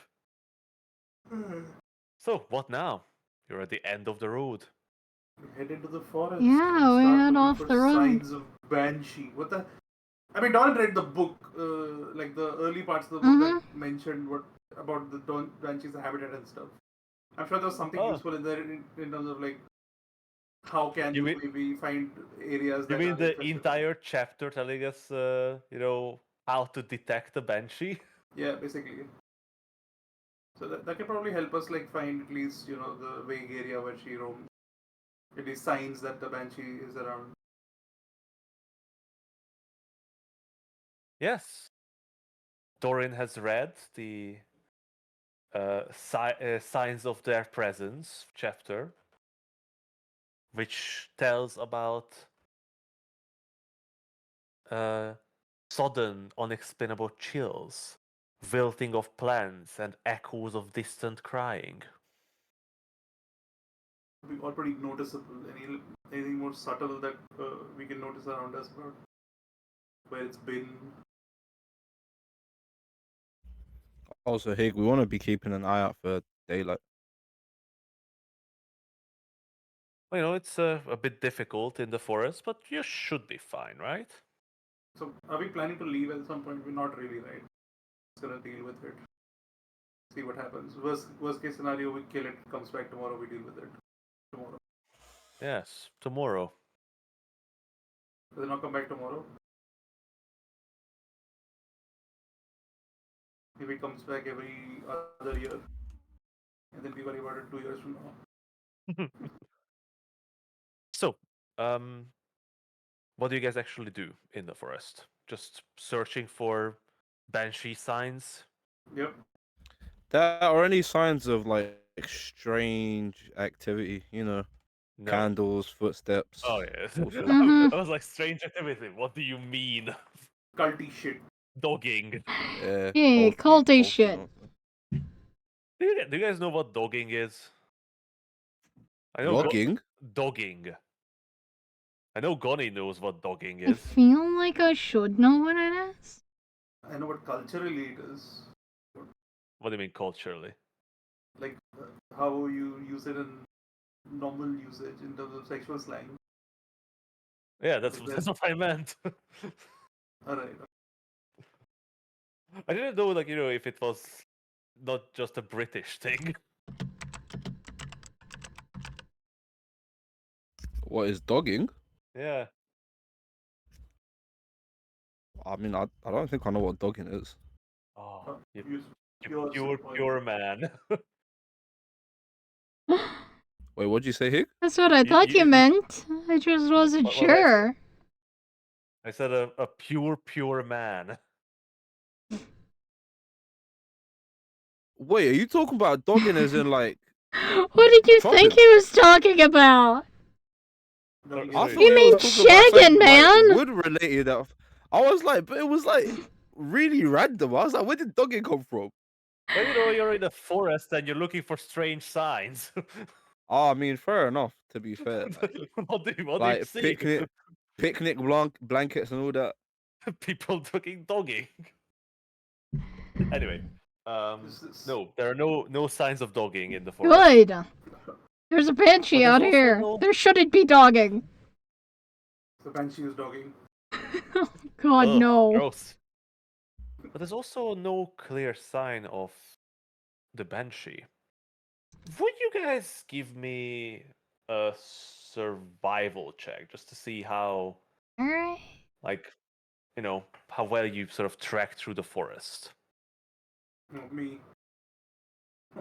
Oh yeah, of course it's Emma who's doing the survival or wave. Like, Or they, yeah. you guys, they Yeah. don't let you lead, Adrish.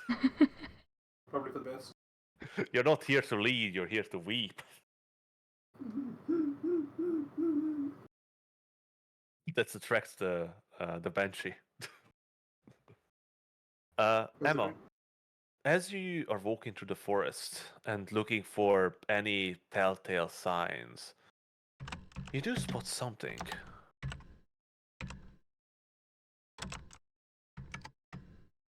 What do I spot? Change the music. Change of music. Oh? I have this tab muted because I had to turn you up I so know. loud. I know, and I also use, possibly copyrightable music, and so. Anyway, I can unmute the tab, So- but the stream won't hear it. so Emma, as you Ah, God, I kind of wish I didn't unmute the tab. you got the wind right now, didn't you? Is that only the wind? Is there nothing... You Is mean there nothing sinister else? sounds? You know, isn't there fucking moaning? But that might be just the wind. The wind is. I don't think the wind is dogging. The wind is dogging. The wind and the banshee are fucking. I don't. I definitely don't hear those kinds of moans. That might be another tab that Yeah, you no, the unmuted. creepy things. The like stereotypical from Scooby Doo ones. Okay, getting a bit serious now. God. Locking. As you're moving through the woods and looking for any kind of signs of the cult activity or the banshees, you do see in some places abandoned logging items, a thrown away axe, uh, a, a saw cutting a part way into a tree. But the one thing that actually catches your eye is this white, fast movement at the corner of Oh. your eye. A flash of white. You only see for a moment as this passes through the trees.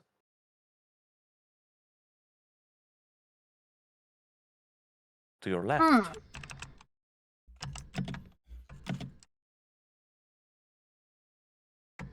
Okay. Guys, there's something. What do you mean? This? What do you mean? I don't know, I just know there's something. It's white. And it's off to the left. It's... I think I still have ethereal vision on this thing. Not detect magic, but ethereal vision. Yeah. How far is that really? 120 feet. Yeah, 1 to 5. Yeah. Ah! Souls. I didn't quite hear you because Squirrel Sorry. screamed. Sorry. Do I see Yeah, any these random- souls moving around? Oh, that is a good question, but that is not your true sight. Yeah, that's just part of the eye. I just lump all of it together into eye powers. Eye My black powers. light. Slowly, your eye is going to shift into your forehead. To just have one forehead eye constantly on. You want a dress to be a cyclops? But the other two is going to be hole is going to be empty, and that's where you're going to shove the big gemstones, right? And you replace all your teeth with gemstones as well. Wait, can a dress use his eyes as storage? God damn it. That's gross. So, Adrish, as you sort of look around, focusing on your ability to see spirits, you do see some spirits sort of wandering these woods. You see these almost spectral looking animals.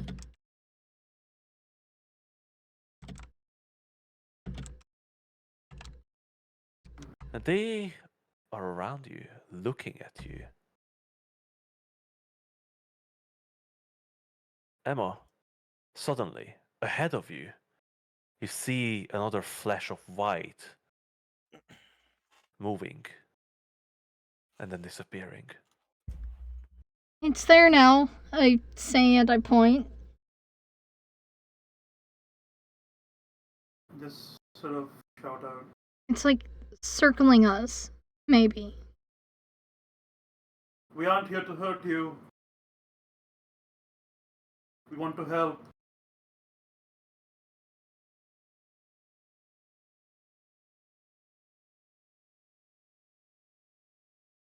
I sort of raise my hands. Menacingly. No. To look threatening. To make yourself look bigger. It's not an animal, it's intelligent. But you're surrounded by animal spirits.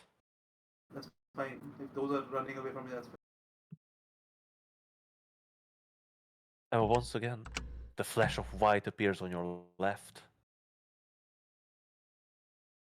And then in front, and disappears. Please. We only want to help.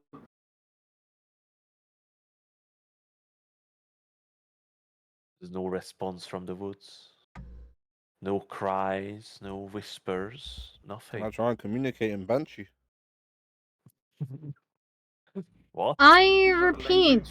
what Addressed says in Elvish. Actually, might help. No response? I'll also start talking in Elvish.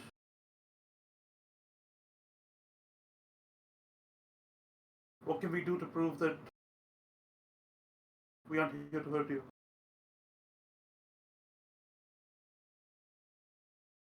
We know you just want to be released from this pain. I can't even imagine the pain you're in.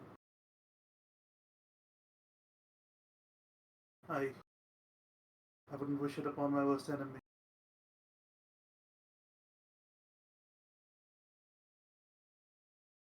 Please, let us help you.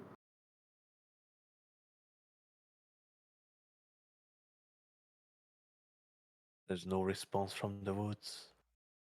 Just the constant wail of the wind.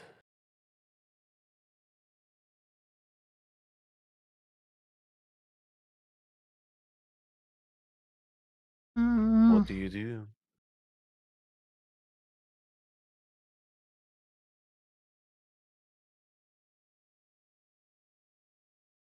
Uh,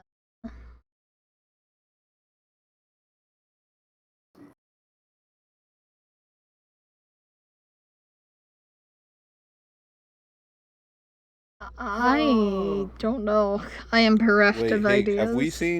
have we seen this flashing white stand still, or is it still just flashing? It seems to be No, moving yeah. on your left and in front of you. It's not moving in that direction. Right. With my hands out in front of me raised. Shambling Non- forward. Non-threatening as possible. Right. As you start moving deeper and deeper into the woods,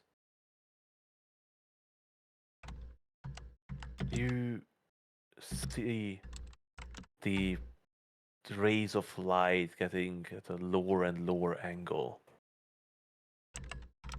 But still, Emma, you spot once in a while this white flash ahead of you. And to your right. Just always out of at the edge of your vision. Always ahead of you as you continue following it. I'll sort of speak in Elvish as I'm walking and I'll say, there is no woman so far in the dark that she can't walk back towards the light. Hig, Yeah? what time is it roughly? You can't quite tell because you don't have a watch, but it is getting close to sunset. Okay. I know Guys, this it's getting closer to sunset. we have to help this woman. Finn. If it means risking something, then it is what it is. That's fine, but don't we want to prepare? I don't think we want to fight this thing.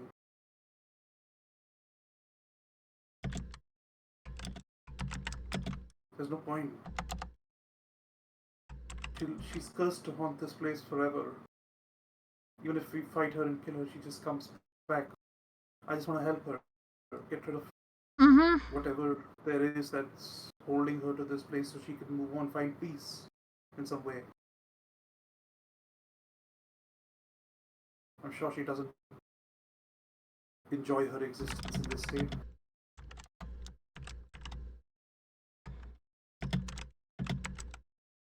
And I'm like projecting I'm speaking. Definitely not. Finn stares at Adrish and nods.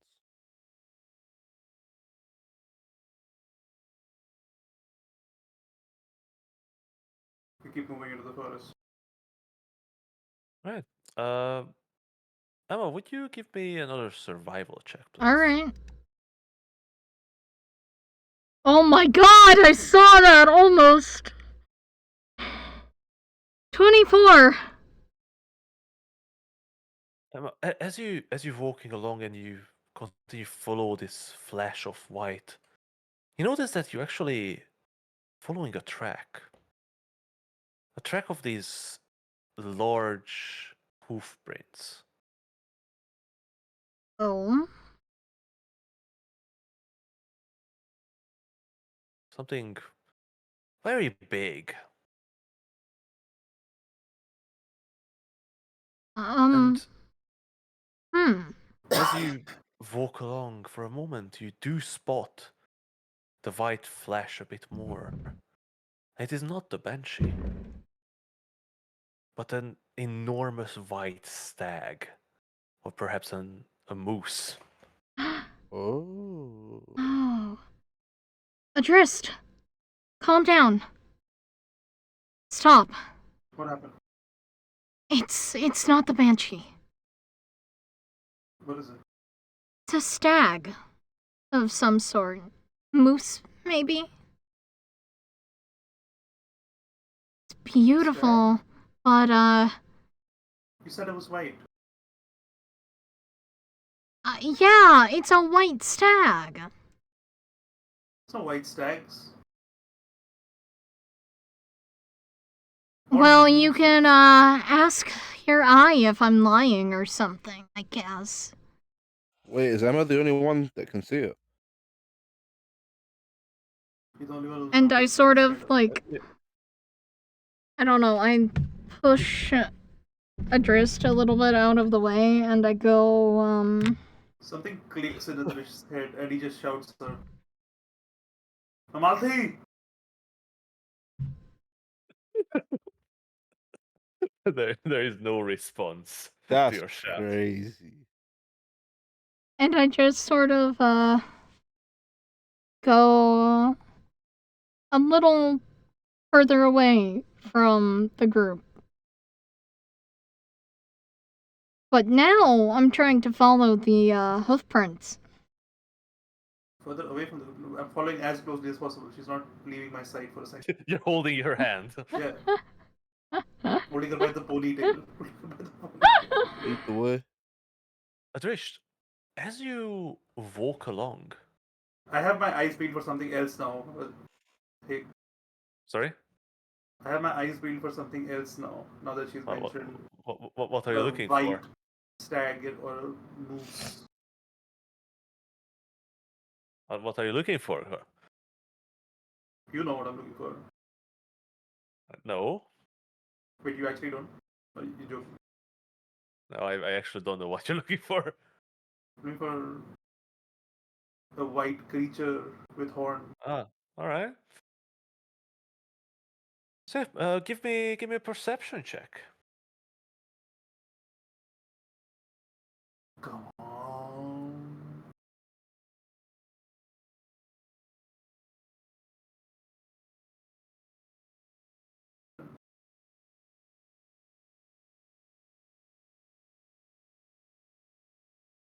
Mm. Clutch roll. Right. Good job on that So, 20. Uh, let's put this. Let me make a note of it. It's going to be easy. I hope. So it needs to go into notes, images.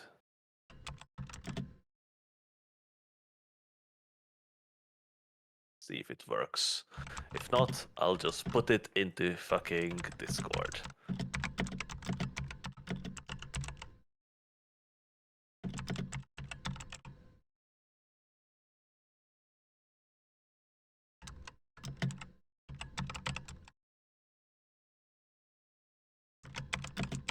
You work?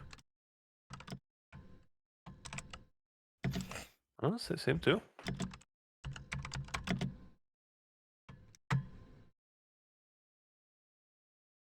Uh,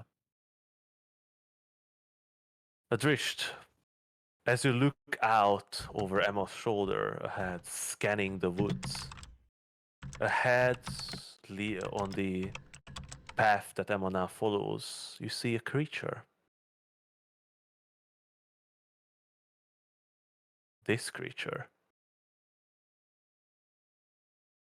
Oh! What is the white? That looks fucking bloody.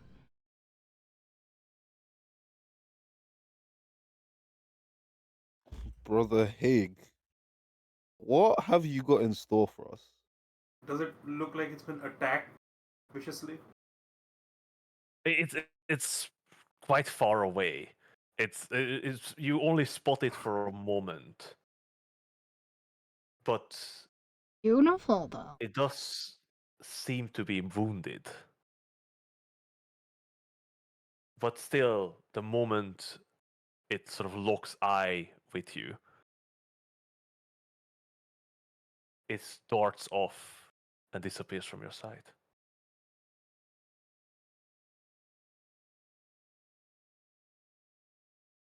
You continue following the path.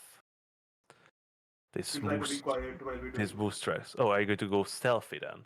Yep. Right. And as Are you pulling on my follow, hair so I slow down? Yep. Okay. the sun sets behind you. Or is it behind you? It sets to your left? Kind of behind you, let's say that. Broken compass is broken. You cannot tilt this map.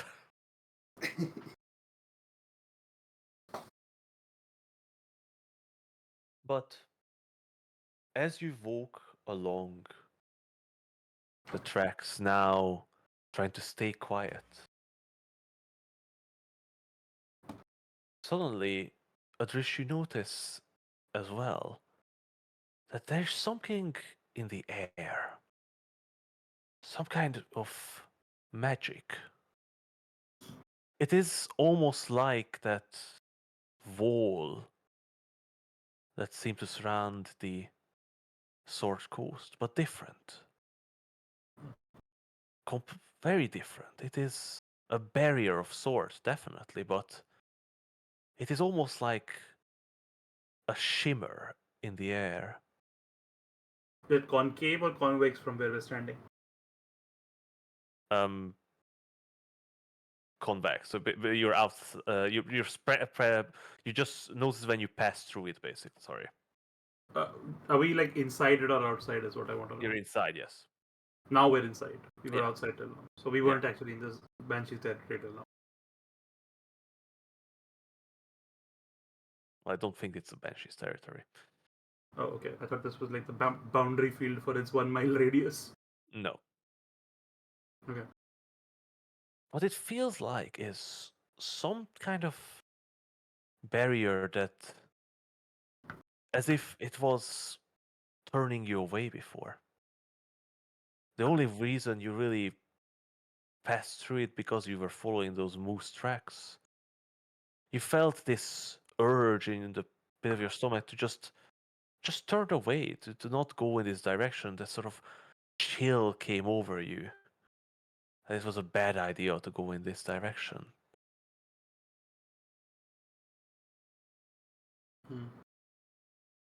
But of course, Emma listens to bad ideas. Emma is a bad idea.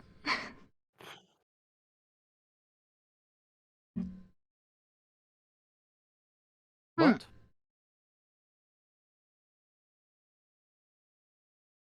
as you pass through this area, While passing without trace. by using pass without trace, We have are it you right. are you stealthing? Yeah, we can. Yeah. We'll pass Oh, without then, trace. Yeah. then give me stealth rolls, please. Alright. Jeeves. +10, right? Yep. Thank God for that. Thank God. Odric's just rattling around in his armor. Mhm. The stealthiest sorcerer ever. You would imagine that, with all the shadows and everything, he would be more stealthy, but Yeah, he's you'd just imagine loud. you'd be more like Emma. Nobody sees me coming, but everyone hears me coming. Absolutely. 23. Yeah, no, your stealth is intimidation addressed. I imagine, like, if you would have like a silence thing on you, like if you carry on silence, like nobody would ever see you. It is I'm the literally one just who the noise that you make. I'm the one who knocks even when I don't want to. Yep.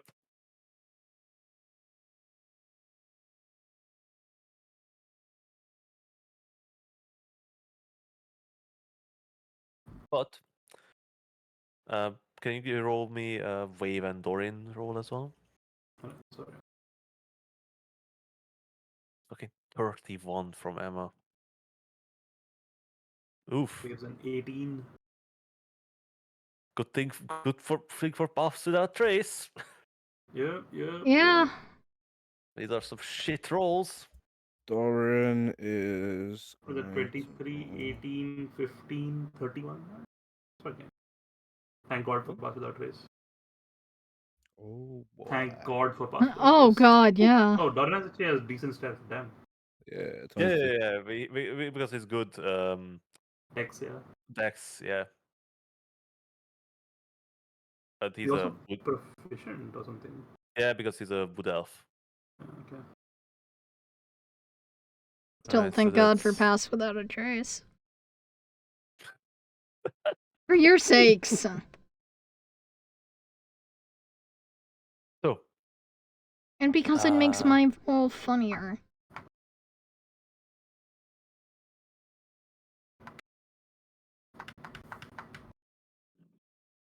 As you follow the track, you are climbing up a hill in the woods.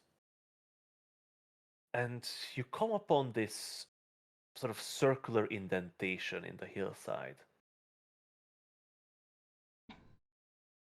Mm-hmm.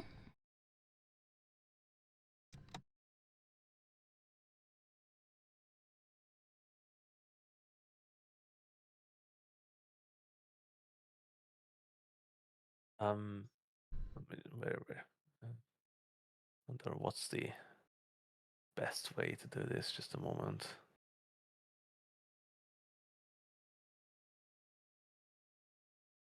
Sorry. Just fixing a map. Give me one moment, please.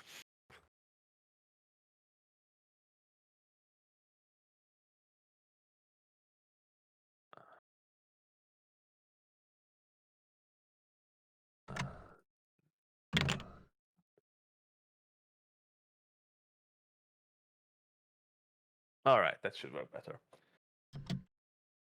So, rising from the middle of this circle, there is this huge triangular object. It is carved from crystal and it shimmers in this darkness. It is near 20 feet tall.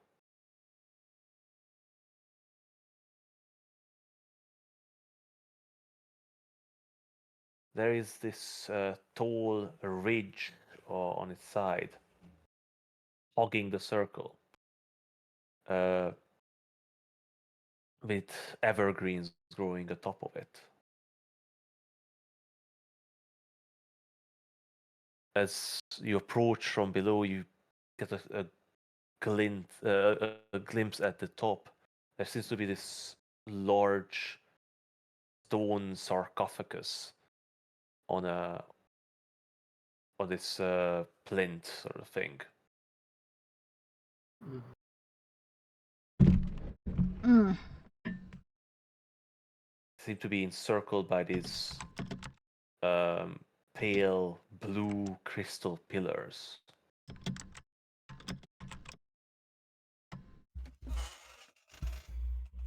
But most importantly,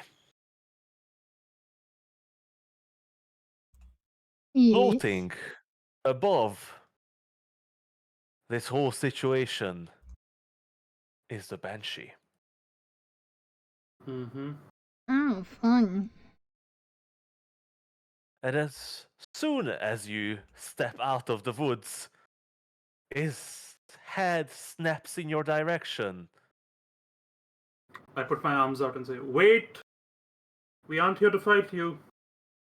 We want to help. Please, let us help you." Man, Higgs definitely about to end the session right now. No! And the creature attacks you. We roll initiative. And Gon is right. Yeah. Like the way he was talking, I know The this way brother. Hagen sessions, there's a pattern. It's either There's on a something really feeling. mundane, Man, something I'm looking forward to combat. good, but the good thing isn't usually loot, it's usually like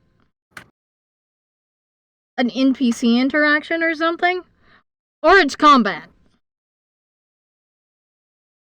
Wait, Alright. so Hig, just to clarify, so we came out of the woods, we approached and we can still see the side of a hill, and on the side of a hill there's a sarcophagus on some wooden plinths. Oh, don't worry, I'm going to put you on the map. Ooh. An elven too. Oh, okay.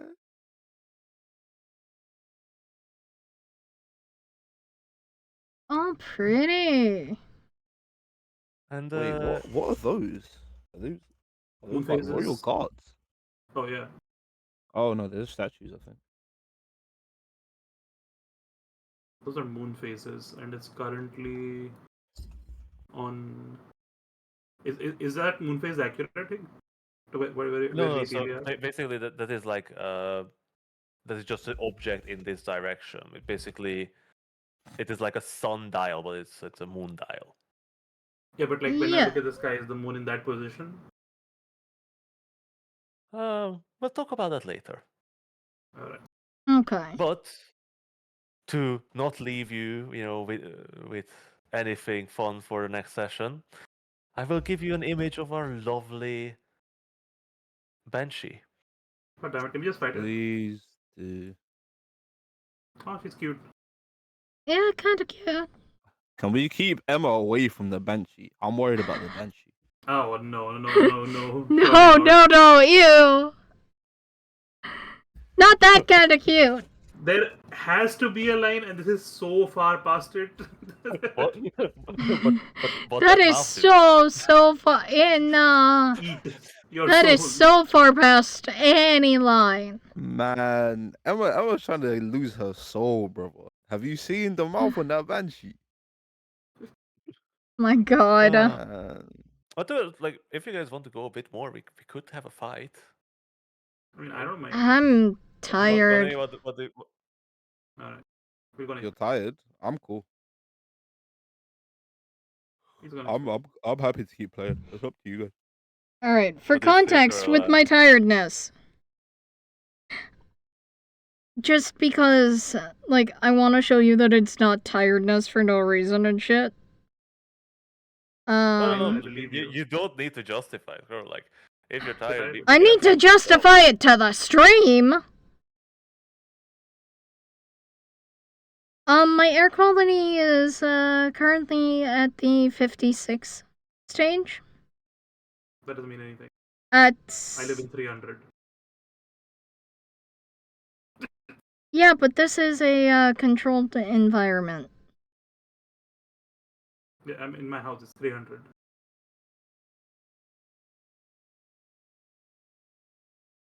But yeah, it's up to you guys. No, we can stop. Yeah. You don't have to justify you're tired, dude. Jesus. Yeah.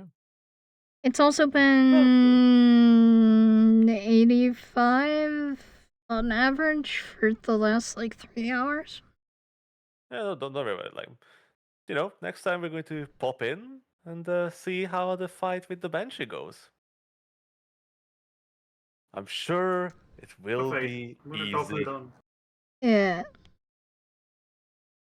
Everything is attack us, dude. I'm literally coming out of the woods screaming, I want to help you. Yeah, and this Banshee doesn't seem to care. Why does nobody ever seem to care? Oh, yeah, I think you talked down a couple of people before. Right. Don't you remember that the bandits you talked off from fighting? Yeah, we scared them into not fighting us. Yeah, exactly. They were gonna die. Easy. Just